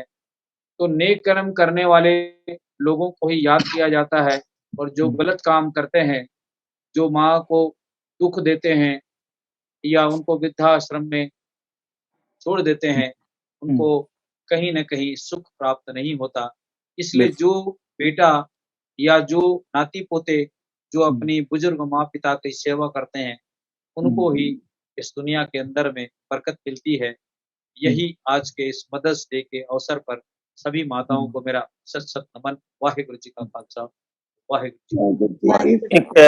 एक मैनू गल होर याद आ गई। ਅਸੀਂ ਜਦੋਂ ਅਸੀਂ ਮਾਤਾ ਦਿਵਸ ਦਾ, ਮਾਤਾਵਾਂ ਦਾ ਦਿਵਸ ਮਨਾਉਂਦੇ ਆ, ਵੈਸੇ ਮਹਾਰਾਣੀ ਜਿੰਦ ਕੌਰ ਜਿਹੜੀ ਇੱਕ ਮਾਤਾ ਸੀ, ਉਹਦੇ ਜੀਵਨ ਨੂੰ ਕਦੀ ਭੁੱਲ ਨਹੀਂ ਸਕਦੇ। ਦਿਲਬਾਗ ਸਿੰਘ ਜੀ ਮੇਰੇ ਮਨ ਦੀ ਗੱਲ ਜਿਹੜੀ ਹੈਗੀ ਆ, ਬੁੱਝ ਗਏ ਹੈਗੇ ਆ ਕਿ ਉਹ 20-25 ਸਾਲ ਬਾਅਦ ਜਦੋਂ ਆਪਣੇ ਬੱਚੇ ਦੇ ਕੋਲ ਆਪਣੇ ਬੱਚੇ ਨੂੰ ਜਦੋਂ ਮਿਲਦੀ ਆ ਤੇ ਉਹ ਉਹਦੇ ਰੋ ਰੋ ਕੇ ਉਹਦੇ ਵਿਯੋਗ ਚ ਅੰਨੀ ਹੋ ਜਾਂਦੀ, ਤੇ ਜਦੋਂ ਉਹਦੇ ਸਿਰ ਦੇ ਉੱਤੇ ਉਹ ਟੁੰਦੀ ਹੈ ਤੇ ਉਹਦੇ ਸਿਰ ਦੇ ਉੱਤੇ ਜਦੋਂ ਵਾਲ ਕੇਸ ਨਹੀਂ ਦੇਖਦੀ ਤੇ ਉਹ ਉਹਨੂੰ ਗਲ ਦੇ ਨਾਲ ਨਹੀਂ ਲਗਾਉਂਦੀ। ਅੱਜ ਵੀ ਪਿੱਛੇ ਜੇ 2-3 ਸਾਲ ਪਹਿਲਾਂ ਸਤਿੰਦਰ ਸਰਤਾਜ ਨੇ ਫਿਲਮ ਵੀ ਇਹਦੇ ਤੇ ਦਿੱਤੀ ਸੀ, ਉਹਦੇ ਵਿੱਚ ਵੀ ਮਾਂ ਜਿਹੜੀ ਹੈਗੀ ਆ ਆਪਣੇ ਬੱਚੇ ਨੂੰ ਕਿਸ ਤਰ੍ਹਾਂ ਪ੍ਰੇਰਿਤ ਕਰਦੀ ਆ ਰਾਜ ਦੁਬਾਰਾ ਲੈਣ ਦੇ ਵਿੱਚ, ਵੀ ਤੂੰ ਪ੍ਰਿੰਸ ਨਹੀਂ ਹੈ, ਤੂੰ ਰਾਜ ਕਰਨ ਦੇ ਵਾਸਤੇ ਪੈਦਾ ਹੋਇਆ। ਇਹੋ ਜਿਹੀਆਂ ਮਾਤਾਵਾਂ ਨੂੰ ਜਿਹੜੀਆਂ ਬੱਚਿਆਂ ਦੇ ਵਿੱਚ ਇਦਾਂ ਦਾ ਭਾਵਨਾ ਭਰਦੀਆਂ, ਇਦਾਂ ਦੀ ਭਾਵਨਾ ਭਰਦੀਆਂ। ਜਦੋਂ ਅਕਾਲੀ ਮੋਰਚਾ ਚੱਲਦਾ ਦੇਸ਼ ਦੇ ਗੁਰਦੁਆਰਿਆਂ ਦੇ ਸੰਭਾਲ ਦੇ ਹਿੱਤ, ਉਸ ਵੇਲੇ ਮਾਤਾਵਾਂ ਦਾ ਜੋ ਰੋਲ ਜਿਹੜਾ ਅਸੀਂ ਕਦੀ ਭੁੱਲ ਨਹੀਂ ਸਕਦੇ ਕਿ ਵਰਦੇ ਗੋਲੀਆਂ ਦੇ ਮੀਂਹ ਦੇ ਵਿੱਚ ਮਾਤਾਵਾਂ ਦਾ ਰੋਲ ਇਹ ਸੀ ਕਿ ਉਹ ਆਪਣੇ ਬੱਚੇ, ਜਦੋਂ ਉਹਨਾਂ ਦੇ ਬੱਚਿਆਂ ਨੂੰ ਗੋਲੀ ਵੱਜ ਜਾਂਦੀ ਸੀ ਤੇ ਉਹ ਬੱਚਿਆਂ ਨੂੰ ਸੜਕ ਤੇ ਰੱਖ ਕੇ ਫਿਰ ਜਾ ਕੇ ਅੰਦੋਲਨ ਦੇ ਵਿੱਚ ਇਸ ਤਰ੍ਹਾਂ ਸ਼ਾਮਲ ਹੋ ਜਾਂਦੀਆਂ ਸੀ। ਉਹਨਾਂ ਮਾਤਾਵਾਂ ਦਾ ਰੋਲ ਵੀ ਕਦੀ ਭੁੱਲਿਆ ਨਹੀਂ ਜਾ ਸਕਦਾ। ਉਹਨਾਂ ਮਾਤਾਵਾਂ ਨੂੰ ਵੀ ਹਮੇਸ਼ਾ ਯਾਦ ਸਿੱਖ ਕੌਮ ਜਾਂ ਸੰਸਾਰ ਦੀ ਕੌਮ ਕਰਦੀ ਹੈ, ਜਿਨ੍ਹਾਂ ਮਾਤਾਵਾਂ ਨੇ ਆਪਣੇ ਬੱਚਿਆਂ ਦੇ ਟੋਟੇ ਕਰਾ ਕੇ ਆਪਣੇ ਝੋਲੀਆਂ ਚ ਪਵਾਏ, ਮਗਰ ਸੀ ਨਹੀਂ ਕੀਤੀ। ਸਾਰੀਆਂ, ਕਿਉਂਕਿ ਇਤਿਹਾਸ ਦੇ ਵਿੱਚ ਮਾਤਾਵਾਂ ਦਾ ਜਿਹੜਾ ਰੋਲ ਹੈ ਬਹੁਤ ਵੱਡਾ ਰੋਲ ਹੈ। ਇਹ ਤੋਂ ਇਲਾਵਾ ਜਦੋਂ ਅਸੀਂ ਗੱਲ ਕਰਦੇ ਹਾਂ ਮਾਤਾਵਾਂ ਤੋਂ ਇਲਾਵਾ, ਅਸੀਂ 2-3 ਮਾਤਾਵਾਂ ਜਿਹੜੀਆਂ ਸੰਸਾਰ ਦੇ ਵਿੱਚ ਹੋਰ ਮੰਨਦੇ ਹਾਂ। ਇੱਕ ਆਪਣੀ ਬੋਲੀ ਨੂੰ, ਹਿੰਦੀ ਵਾਲੇ ਆਪਣੀ ਹਿੰਦੀ ਨੂੰ ਕਹਿੰਦੇ ਮਾਤਰ ਭਾਸ਼ਾ, ਉਹ ਵੀ ਇਸ ਤਰੀਕੇ ਦੇ ਨਾਲ। ਅਸੀਂ ਪੰਜਾਬੀ ਮਾਂ ਬੋਲੀ ਕਹਿੰਦੇ ਆ। ਤੇ ਇਹ ਤੋਂ ਇਲਾਵਾ ਅਸੀਂ ਇੱਕ ਖੇਡ ਆ ਸਾਡੀ ਕਬੱਡੀ, ਉਹਨੂੰ ਕਹਿੰਦੇ ਆ ਮਾਂ ਖੇਡ। ਇਹ ਤੋਂ ਇਲਾਵਾ ਕਿਉਂਕਿ ਫਿਰ ਅਸੀਂ ਆਪਣੀ ਧਰਤੀ ਨੂੰ ਜਿਹੜੀ ਹੈਗੀ ਆ ਮਾਂ ਸਮਝਦੇ, ਅਸੀਂ ਆਪਣੀਆਂ ਉਹਨਾਂ ਮਾਤਾਵਾਂ ਜਿਨ੍ਹਾਂ ਤੋਂ ਜਨਮ ਲਿਆ, ਤੇ ਇਹਦੇ ਨਾਲ ਅਸੀਂ ਉਹ ਮਾਤਾਵਾਂ ਜਿਨ੍ਹਾਂ ਨੂੰ ਅਸੀਂ ਮਾਤਾਵਾਂ ਕਹਿੰਦੇ ਆ। ਚਾਹੇ ਜੇ ਕੋਈ ਨਦੀ ਨੂੰ ਜੇ ਹਿੰਦੂ ਵੀਰ ਮਾਤਾ ਕਹਿੰਦਾ ਨਾ, ਗੰਗਾ ਮਈਆ ਕਹਿੰਦਾ ਜਾਂ ਜਮਨਾ ਮਈਆ ਕਹਿੰਦਾ, ਤੇ ਫਿਰ ਉਹਦੀ ਵੀ ਕਦਰ ਜਿਹੜੀ ਕਰਨੀ ਚਾਹੀਦੀ, ਉਹਦੀ ਸਫਾਈ ਵੱਲ ਵੀ ਧਿਆਨ ਦੇਣਾ ਚਾਹੀਦਾ, ਜਾਂ ਇਸ ਤਰ੍ਹਾਂ ਦੀਆਂ ਗੱਲਾਂ ਵੀ ਕਰਨੀਆਂ ਚਾਹੀਦੀਆਂ, ਕਿਉਂਕਿ ਇਹ ਗੱਲਾਂ ਜਿਹੜੀਆਂ ਬੜੀਆਂ ਜ਼ਰੂਰੀ ਹੈਗੀਆਂ। ਮਾਤਾਵਾਂ ਦਾ ਕਹਿਣ ਦਾ ਮਤਲਬ ਕਿ ਜਿਨ੍ਹਾਂ ਨੂੰ ਅਸੀਂ ਮਾਤਾ ਦੇ ਰੂਪ ਵਿੱਚ ਸਮਝਦੇ ਹਾਂ, ਉਹਨਾਂ ਦੀ ਵੀ ਕੇਅਰ ਕਰਨੀ, ਉਹਨਾਂ ਦਾ ਵੀ ਜਿਹੜਾ ਖਿਆਲ ਕਰਨਾ ਜਿਹੜਾ ਬੜਾ ਜ਼ਰੂਰੀ ਹੈ। ਮੈਂ ਅਨਿਮੇਸ਼ਵਰ ਜੀ ਕੋਲ ਫਿਰ ਮੈਂ ਦੁਬਾਰਾ ਆ ਕੇ, ਕਿਉਂਕਿ ਹੁਣ ਅਸੀਂ ਇਹ ਤੋਂ ਬਾਅਦ ਭੈਣ ਜੀ ਪ੍ਰੀਤਮਾ ਜੀ ਤੁਹਾਡੇ ਤੋਂ ਅਸੀਂ ਲਾਸਟ ਦੇ ਵਿੱਚ ਫਿਰ ਤੁਹਾਡੇ ਲਾਸਟ ਕਮੈਂਟ ਲੈਣੇ ਹੈਗੇ, ਤੇ ਅਸੀਂ ਪਹਿਲਾਂ ਮੈਂ ਅਨਿਮੇਸ਼ਵਰ ਕੌਰ ਜੀ ਕੋਲ ਜਾਊਂਗਾ, ਤੇ ਉਸ ਤੋਂ ਬਾਅਦ ਵਿੱਚ ਪ੍ਰੀਤਮਾ ਜੀ ਉਹ ਆਪਣੇ ਵਿਚਾਰ ਰੱਖਣਗੇ, ਅਖੀਰਲੇ ਵਿਚਾਰ, ਤੇ ਫਿਰ ਇਸ ਪ੍ਰੋਗਰਾਮ ਦੀ ਸਮਾਪਤੀ ਵੱਲ ਨੂੰ ਤੁਰਾਂਗੇ। ਅਨਿਮੇਸ਼ਵਰ ਕੌਰ ਜੀ। ਹਾਂਜੀ, ਜਿਹੜੀਆਂ ਫੈਮਿਲੀ ਵੈਲਿਊਜ਼ ਨੇ ਮਾਂ ਸਿਖਾਉਂਦੀ ਹੈ ਬੱਚਿਆਂ ਨੂੰ। ਸੰਸਕਾਰ ਜਿਹੜੇ ਨੇ ਮਾਂ ਤੋਂ ਹੁੰਦੇ ਨੇ, ਕਿਉਂਕਿ ਪਿਓ ਆਪਣੇ ਕੰਮਾਂ 'ਚ ਰੁੱਝੇ ਹੁੰਦੇ ਨੇ, ਔਰ ਮਾਂ ਆਪਣੇ ਘਰ 'ਚ ਹੁੰਦੀ ਹੈ, ਕੰਮ ਵੀ ਕਰਦੀ ਹੈ, ਬੱਚਿਆਂ ਨੂੰ ਸਾਖੀਆਂ ਵੀ ਸੁਣਾਏਗੀ, ਔਰ ਚੰਗੀਆਂ ਕਹਾਣੀਆਂ ਵੀ ਸੁਣਾਏਗੀ, ਔਰ ਸੰਸਕਾਰ ਵੀ ਦੇਗੀ। ਦੂਜਾ ਜੁਆਇੰਟ ਫੈਮਿਲੀ ਸਿਖਾਉਂਦੀ ਹੈ। ਅਗਰ ਮਾਂ ਪਿਓ ਕੋਲੋਂ ਬੱਚੇ ਨੂੰ ਡਾਂਟ ਪੈਂਦੀ ਹੈ, ਬੱਚਾ ਦਾਦੀ ਕੋਲ ਜਾਂਦਾ ਹੈ, ਦਾਦੀ ਦਾ ਪਿਆਰ ਉਹਨੂੰ ਮਿਲਦਾ ਹੈ, ਉਹ ਆਪਣੇ ਆਪ ਨੂੰ ਇਕੱਲਾ ਨਹੀਂ ਮਹਿਸੂਸ ਕਰਦਾ, ਔਰ ਉਹਨੂੰ ਜੁਆਇੰਟ ਫੈਮਿਲੀ ਦਾ ਮਤਲਬ ਸਮਝ ਜਾਂਦਾ ਹੈ। ਮਾਂ ਤੋਂ ਬਾਅਦ ਦਾਦੀ ਉਹਦੇ ਲਈ ਬਹੁਤ ਪਿਆਰੀ ਹੈ। ਜੀ। ਔਰ ਉਹ ਹਰ ਬੱਚੇ ਨੂੰ ਮਾਂ ਬੇਸ਼ੱਕ ਝਿੜਕ ਲਏਗੀ ਕਿਸੇ ਵੇਲੇ, ਭਾਵੇਂ ਉਹ ਦਿਲੋਂ ਨਹੀਂ ਝਿੜਕਦੀ ਮਾਂ, ਬੱਚਾ ਨਹੀਂ ਸਮਝ ਸਕਦਾ ਇਸ ਗੱਲ ਨੂੰ, ਔਰ ਉਹ ਦਾਦੀ ਕੋਲ ਜਾ ਕੇ ਉਦਾਸ ਹੋ ਕੇ ਬੈਠ ਜਾਏਗਾ, ਦਾਦੀ ਪਲੋਸੇਗੀ, ਉਹਨੂੰ ਲੋਰੀਆਂ ਸੁਣਾਏਗੀ, ਕੋਈ ਉਹਨੂੰ ਕੁਛ ਨਾ ਕੁਛ ਮਤਲਬ ਉਹਨੂੰ ਰੁਝਾ ਦੇਗੀ ਕਿ ਬੱਚਾ ਭੁੱਲ ਜਾਏਗਾ। ਇਸ ਕਰਕੇ ਨਿਊਕਲੀਅਰ ਫੈਮਿਲੀ ਜਿਹੜੀਆਂ ਨੇ ਉਹਨਾਂ ਨਾਲੋਂ ਜੁਆਇੰਟ ਫੈਮਿਲੀ ਬਹੁਤ ਹੀ ਵਧੀਆ, ਕਿਉਂਕਿ ਜੁਆਇੰਟ ਫੈਮਿਲੀ 'ਚ ਬੱਚੇ ਨੂੰ ਪਿਓ ਦੀ ਕਦਰ, ਤਾਏ ਦੀ ਕਦਰ, ਚਾਚੇ ਦੀ, ਚਾਚੀ ਦੀ, ਕਜ਼ਨ ਦੀ, ਸਭ ਦੀ ਕਦਰ ਕਰਨੀ ਆਉਂਦੀ ਹੈ, ਔਰ ਮਿਲ ਜੁਲ ਕੇ ਰਹਿੰਦੇ ਨੇ, ਔਰ ਇਕੱਲਾਪਨ ਮਹਿਸੂਸ ਨਹੀਂ ਹੁੰਦਾ। ਅੱਜ ਕੱਲ ਜਿਵੇਂ ਕਰੋਨਾ ਦਾ ਪੈਂਡੈਮਿਕ ਹੋਇਆ, ਇਹਦੇ ਵਿੱਚ ਕਿੰਨੀਆਂ ਫੈਮਿਲੀ ਨੇ ਜਿਨ੍ਹਾਂ 'ਚ ਡਿਪਰੈਸ਼ਨ ਆ ਗਿਆ, ਕਿਉਂਕਿ ਬੱਚਾ ਇਕੱਲਾ ਹੈ, ਉਹ ਕਿਹਦੇ ਨਾਲ ਗੱਲ ਕਰੇ? ਮਾਂ ਪਿਓ ਆਪਣੇ ਆਨਲਾਈਨ ਕੰਮਾਂ 'ਚ ਰੁੱਝੇ ਹੋਏ ਨੇ, ਬੱਚਾ ਕਿਹਦੇ ਨਾਲ ਗੱਲ ਕਰੇ? डिप्रेशन बीमारी है। अगर जॉइंट फैमिली होवे, दादा दादी को बैठ सकता है, कोई गल सीख सकता है, कुछ गल्लां कर सकता है। ऐस करके जेहड़ियां मावां ने और जेहड़ी तुसीं महारानी जिंद कौर दी गल करी, महारानी जिंद कौर ने दलीप सिंह जी नूं सिंह सजा दिता सी जदों सिर ते हत्थ फेरे, देखिया कि वो और उन्होंने अपनी पूरी कोशिश की कि किसी तरीके राज साडा वापिस आ जाए।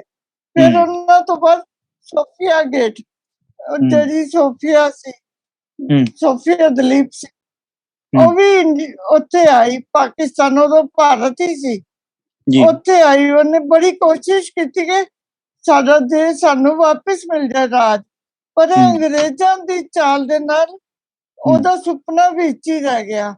और डिवीजन जो हुई हो सारे देख रहे हैं, ਇਹੋ ਜਿਹੇ ਮਾਵਾਂ ਨੂੰ ਸ਼ਤ ਪ੍ਰਣਾਮ। ਬਿਲਕੁਲ, ਮੈਂ ਇੱਕ ਗੱਲ ਕਰਾਂ, ਭਗਤ ਕਬੀਰ ਜੀ ਦੀ ਗੱਲ ਆ ਜਾਂਦੀ ਹੈ ਕਿ ਜਦੋਂ ਅਸੀਂ ਗੱਲ ਕਰਦੇ ਹਾਂ, ਮੈਨੂੰ ਉਹਨਾਂ ਦਾ ਸ਼ਲੋਕ ਇੱਕ ਯਾਦ ਆ ਗਿਆ ਕਿ ਜਦੋਂ ਬੱਚੇ ਕਿਸੇ ਦੀ ਸ਼ਖਸੀਅਤ ਵਿਗੜ ਜਾਵੇ ਨਾ, ਕੋਈ ਕਿਰਾਏ ਪੈ ਜਾਏ, ਉਹਦੇ ਵਿੱਚ ਵੀ ਕਈ ਵਾਰੀ ਫਿਰ ਮਾਂ ਜ਼ਿੰਮੇਵਾਰ ਜਿਹੜੀ ਉਹਦੇ ਵਿੱਚ ਹੋ ਜਾਂਦੀ ਹੈ। ਭਗਤ ਕਬੀਰ ਜੀ ਦਾ ਕਥਨ ਹੈ, ਕਬੀਰ ਮਾਏ ਮੁੰਡੋ ਤੇ ਗੁਰੂ ਕੀ, ਜਾਂ ਤੇ ਭਰਮ ਨਾ ਜਾਏ, ਆਪ ਡੁੱਬੇ ਚੌ ਬੇਦ ਮੇ ਚੇਲੇ ਦੀਏ ਬਹਾਏ। ਕਹਿਣ ਦਾ ਮਤਲਬ ਇਹ ਹੈ ਕਿ ਜਦੋਂ ਕੋਈ ਬੱਚਾ ਵਿਗੜਦਾ ਜਾਂ ਉਹਦੇ ਜੀਵਨ ਚੋਂ ਭਰਮਾਂ ਦਾ ਨਾਸ ਨਹੀਂ ਹੁੰਦਾ, ਉਹ ਕਿਉਂਕਿ ਮਾਂ ਦਾ ਜੀਵਨ ਇਸ ਤਰ੍ਹਾਂ ਹੁੰਦਾ ਕਿ ਉਹਦੇ ਵਿੱਚੋਂ ਭਰਮਾਂ ਦਾ ਨਾਸ ਵਿੱਚੋਂ ਨਹੀਂ ਹੋਇਆ ਹੁੰਦਾ, ਤੇ ਉਹਦੇ ਵਾਸਤੇ ਜਿਹੜੀ ਹੈਗੀ ਆ ਭਗਤ ਕਬੀਰ ਜੀ ਨੇ ਕਿੰਨੇ ਸਖਤ ਲਫ਼ਜ਼ ਵਰਤੇ ਆ, ਕਿਉਂਕਿ ਉਹ ਆਪਣੇ ਬੱਚੇ ਦੀ ਸ਼ਖਸੀਅਤ ਨੂੰ ਸੁਧਾਰ ਨਹੀਂ ਸਕੀ। ਕਹਿਣ ਦਾ ਮਤਲਬ ਇਹ ਹੈ ਕਿ ਮਾਤਾ ਦਾ ਰੋਲ ਜਿਹੜਾ ਹੈਗਾ ਜੀਵਨ ਦੇ ਵਿੱਚ ਬੜਾ ਕਮਾਲ ਦਾ ਰੋਲ ਹੈਗਾ, ਤੇ ਜੇ ਉਹ ਆਪਣੇ ਫਰਜ਼ ਆਪਣੇ ਸਮਝੇ, ਹਾਂਜੀ, ਜੋ ਸਮਝਦੀ ਹੈ। ਹੁਣ ਇਹਨਾਂ ਵਿੱਚ ਜਦੋਂ ਇਹਨਾਂ ਲੋਕਾਂ ਦੇ ਨਾਲ ਅਸੀਂ ਇੱਥੇ ਗੱਲਾਂ ਕਰਦੇ ਹਾਂ ਤੇ ਇਹ ਅੰਕਲ ਆਂਟੀ ਦਾਦਾ ਦਾਦੀ ਨੂੰ ਵੀ ਗ੍ਰੈਂਡਫਾਦਰ ਗ੍ਰੈਂਡਮਦਰ, ਜਦੋਂ ਇਹਨਾਂ ਨੂੰ ਇੱਕ ਵਾਰ ਸਾਡੇ ਸਾਹਮਣੇ ਵਾਲਾ ਬੱਚਾ ਸਾਡੇ ਕੋਲ ਆਇਆ, ਮੈਂ ਤੁਹਾਨੂੰ ਦੱਸਾਂ, ਤੇ ਉਹਦੀ ਭੂਆ ਉਹਦੇ ਕੋਲ ਆਈ ਸੀ। ਮੈਂ ਕਿਹਾ ਤੁਸੀਂ ਕੀ ਕਹਿੰਦੇ ਆ? ਕਹਿੰਦਾ ਮੇਰੀ ਆਂਟੀ ਆਈ ਹੈ। ਮੈਂ ਕਿਹਾ ਵੀ ਕੌਣ ਹੈ ਇਹ? ਫਿਰ ਕਹਿੰਦਾ ਮੇਰੇ ਜਿਹੜਾ ਫਾਦਰ ਆ ਉਹਦੀ ਸਿਸਟਰ ਹੈ। ਮੈਂ ਕਿਹਾ ਅਸੀਂ ਇਹਨੂੰ ਆਂਟੀ ਨਹੀਂ ਕਹਿੰਦੇ, ਅਸੀਂ ਇਹਨੂੰ ਭੂਆ ਕਹਿੰਦੇ, ਅਸੀਂ ਹਰ ਇੱਕ ਰਿਸ਼ਤੇ ਨੂੰ ਡਿਸਕ੍ਰਾਈਬ ਕਰਦੇ ਇਸ ਤਰੀਕੇ ਦੇ ਨਾਲ। ਮੈਂ ਉਹਨੂੰ ਦੱਸਿਆ, ਉਹ ਇੰਨੇ ਖੁਸ਼ ਹੋਏ ਤੇ ਬੜੇ ਹੈਰਾਨ ਹੋਏ, ਕਿਉਂਕਿ ਇਹਨਾਂ ਲੋਕਾਂ ਦੇ ਵਿੱਚ ਇਹ ਚੀਜ਼ਾਂ ਸੀਮਤ ਹੈ ਤੇ ਇਹਨਾਂ ਨੂੰ ਰਿਸ਼ਤੇਦਾਰੀਆਂ ਜਿਹੜੀਆਂ ਹੈਗੀਆਂ ਉਹਨਾਂ ਦੇ ਨਾਂ ਵੀ ਨਹੀਂ ਪਤਾ ਵੀ ਅਸੀਂ ਆਪਣੇ ਇਹਦੇ ਵੱਖਰੇ ਵੱਖਰੇ ਅਲੱਗ-ਅਲੱਗ ਨਾਮ ਵੀ ਰੱਖ ਲਈਏ।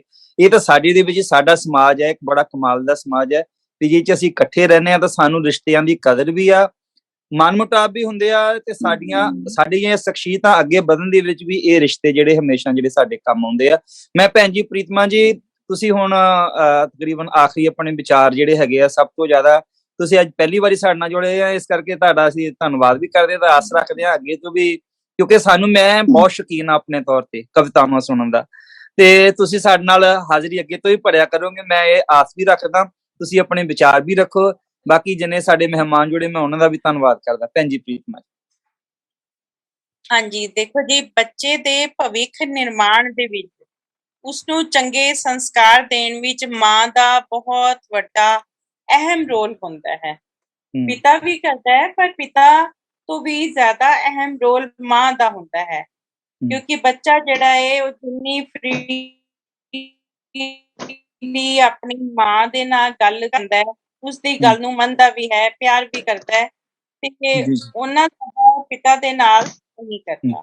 ਤੇ ਮੈਂ ਆਪਣੇ ਬਚਪਨ ਦੀ ਗੱਲ ਦੱਸਾਂ ਤੇ ਮੈਨੂੰ ਬਚਪਨ ਵਿੱਚ ਮੇਰੇ ਮਾਤਾ ਜੀ ਚਾਹੁੰਦੇ ਸੀ ਕਿ ਮੈਂ ਪੰਜਾਬੀ ਸਕੂਲ ਦੇ ਵਿੱਚ ਪੜ੍ਹਾਈ ਕਰਾਂ, ਪਰ ਪੰਜਾਬੀ ਸਕੂਲ ਜਿਹੜਾ ਸੀ ਜਿੱਥੇ ਪੰਜਾਬੀ ਪੜ੍ਹਾਈ ਜਾਂਦੀ ਸੀ, ਉਹ ਸਕੂਲ ਥੋੜਾ ਦੂਰ ਸੀ, ਤੇ ਮੇਰਾ ਐਡਮਿਸ਼ਨ ਹਿੰਦੀ ਸਕੂਲ ਵਿੱਚ ਕਰਵਾ ਦਿੱਤਾ ਗਿਆ, ਜਿੱਥੇ ਹਿੰਦੀ ਸੰਸਕ੍ਰਿਤ ਪੜ੍ਹਾਈ ਜਾਂਦੀ ਸੀ।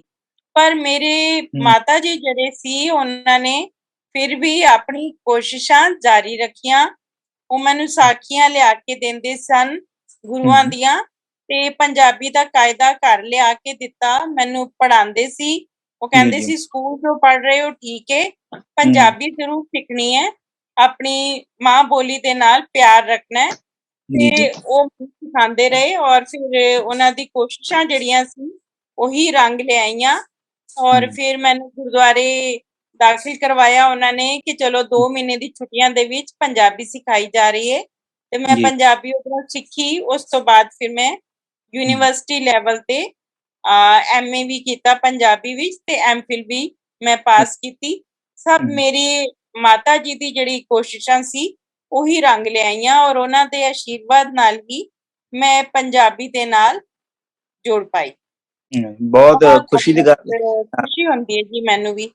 ਹਾਂਜੀ, ਸਾਨੂੰ ਵੀ ਬੜੀ ਖੁਸ਼ੀ ਹੈ ਕਿ ਸਾਡੇ ਸਾਰੇ ਮਹਿਮਾਨਾਂ ਨੇ ਜਿਹੜੀ ਹੈਗੀ ਬੜੇ ਵਧੀਆ ਤਰੀਕੇ ਦੇ ਨਾਲ ਜਿਹੜਾ ਅਸੀਂ ਇਹ ਪ੍ਰੋਗਰਾਮ ਨੂੰ ਚਲਾਇਆ। ਸਾਨੂੰ ਖੁਸ਼ੀ ਹੈ ਇਸ ਚੀਜ਼ ਦੀ, ਤੇ ਅਸੀਂ ਇਹ ਆਸ ਵੀ ਕਰਦੇ ਹਾਂ ਕਿ ਅਸੀਂ ਅੱਗੇ ਤੋਂ ਵੀ ਜਿਹੜੀਆਂ ਚਰਚਾਵਾਂ ਕਰਦੇ ਹੈਗੇ ਆ ਉਹਦੇ ਵਿੱਚ ਸਾਰੇ ਜਾਣੀ ਭਾਗ ਲਵਾਂਗੇ। ਜਗਦੀਸ਼ ਜੀ, ਆਪ ਜੀ ਦਾ ਵੀ ਸ਼ੁਕਰੀਆ ਹੈ। ਭਾਈ ਦਿਲਬਾਗ ਸਿੰਘ ਜੀ, ਤੁਸੀਂ ਜੁੜੇ ਹੈਗੇ ਆ, ਤੁਹਾਡਾ ਵੀ ਬਹੁਤ ਬਹੁਤ ਧੰਨਵਾਦ। ਮੈਡਮ ਅਨਿਮੇਸ਼ਵਰ ਕੌਰ ਜੀ, ਡਾਕਟਰ ਕਿਰਪਾਲ ਸਿੰਘ ਜੀ ਵੀ ਸਾਡੇ ਨਾਲ ਜੁੜੇ ਸੀਗੇ, ਉਹਨਾਂ ਨੇ ਬਹੁਤ ਅੱਛੇ ਵਿਚਾਰ ਰੱਖੇ ਸੀ।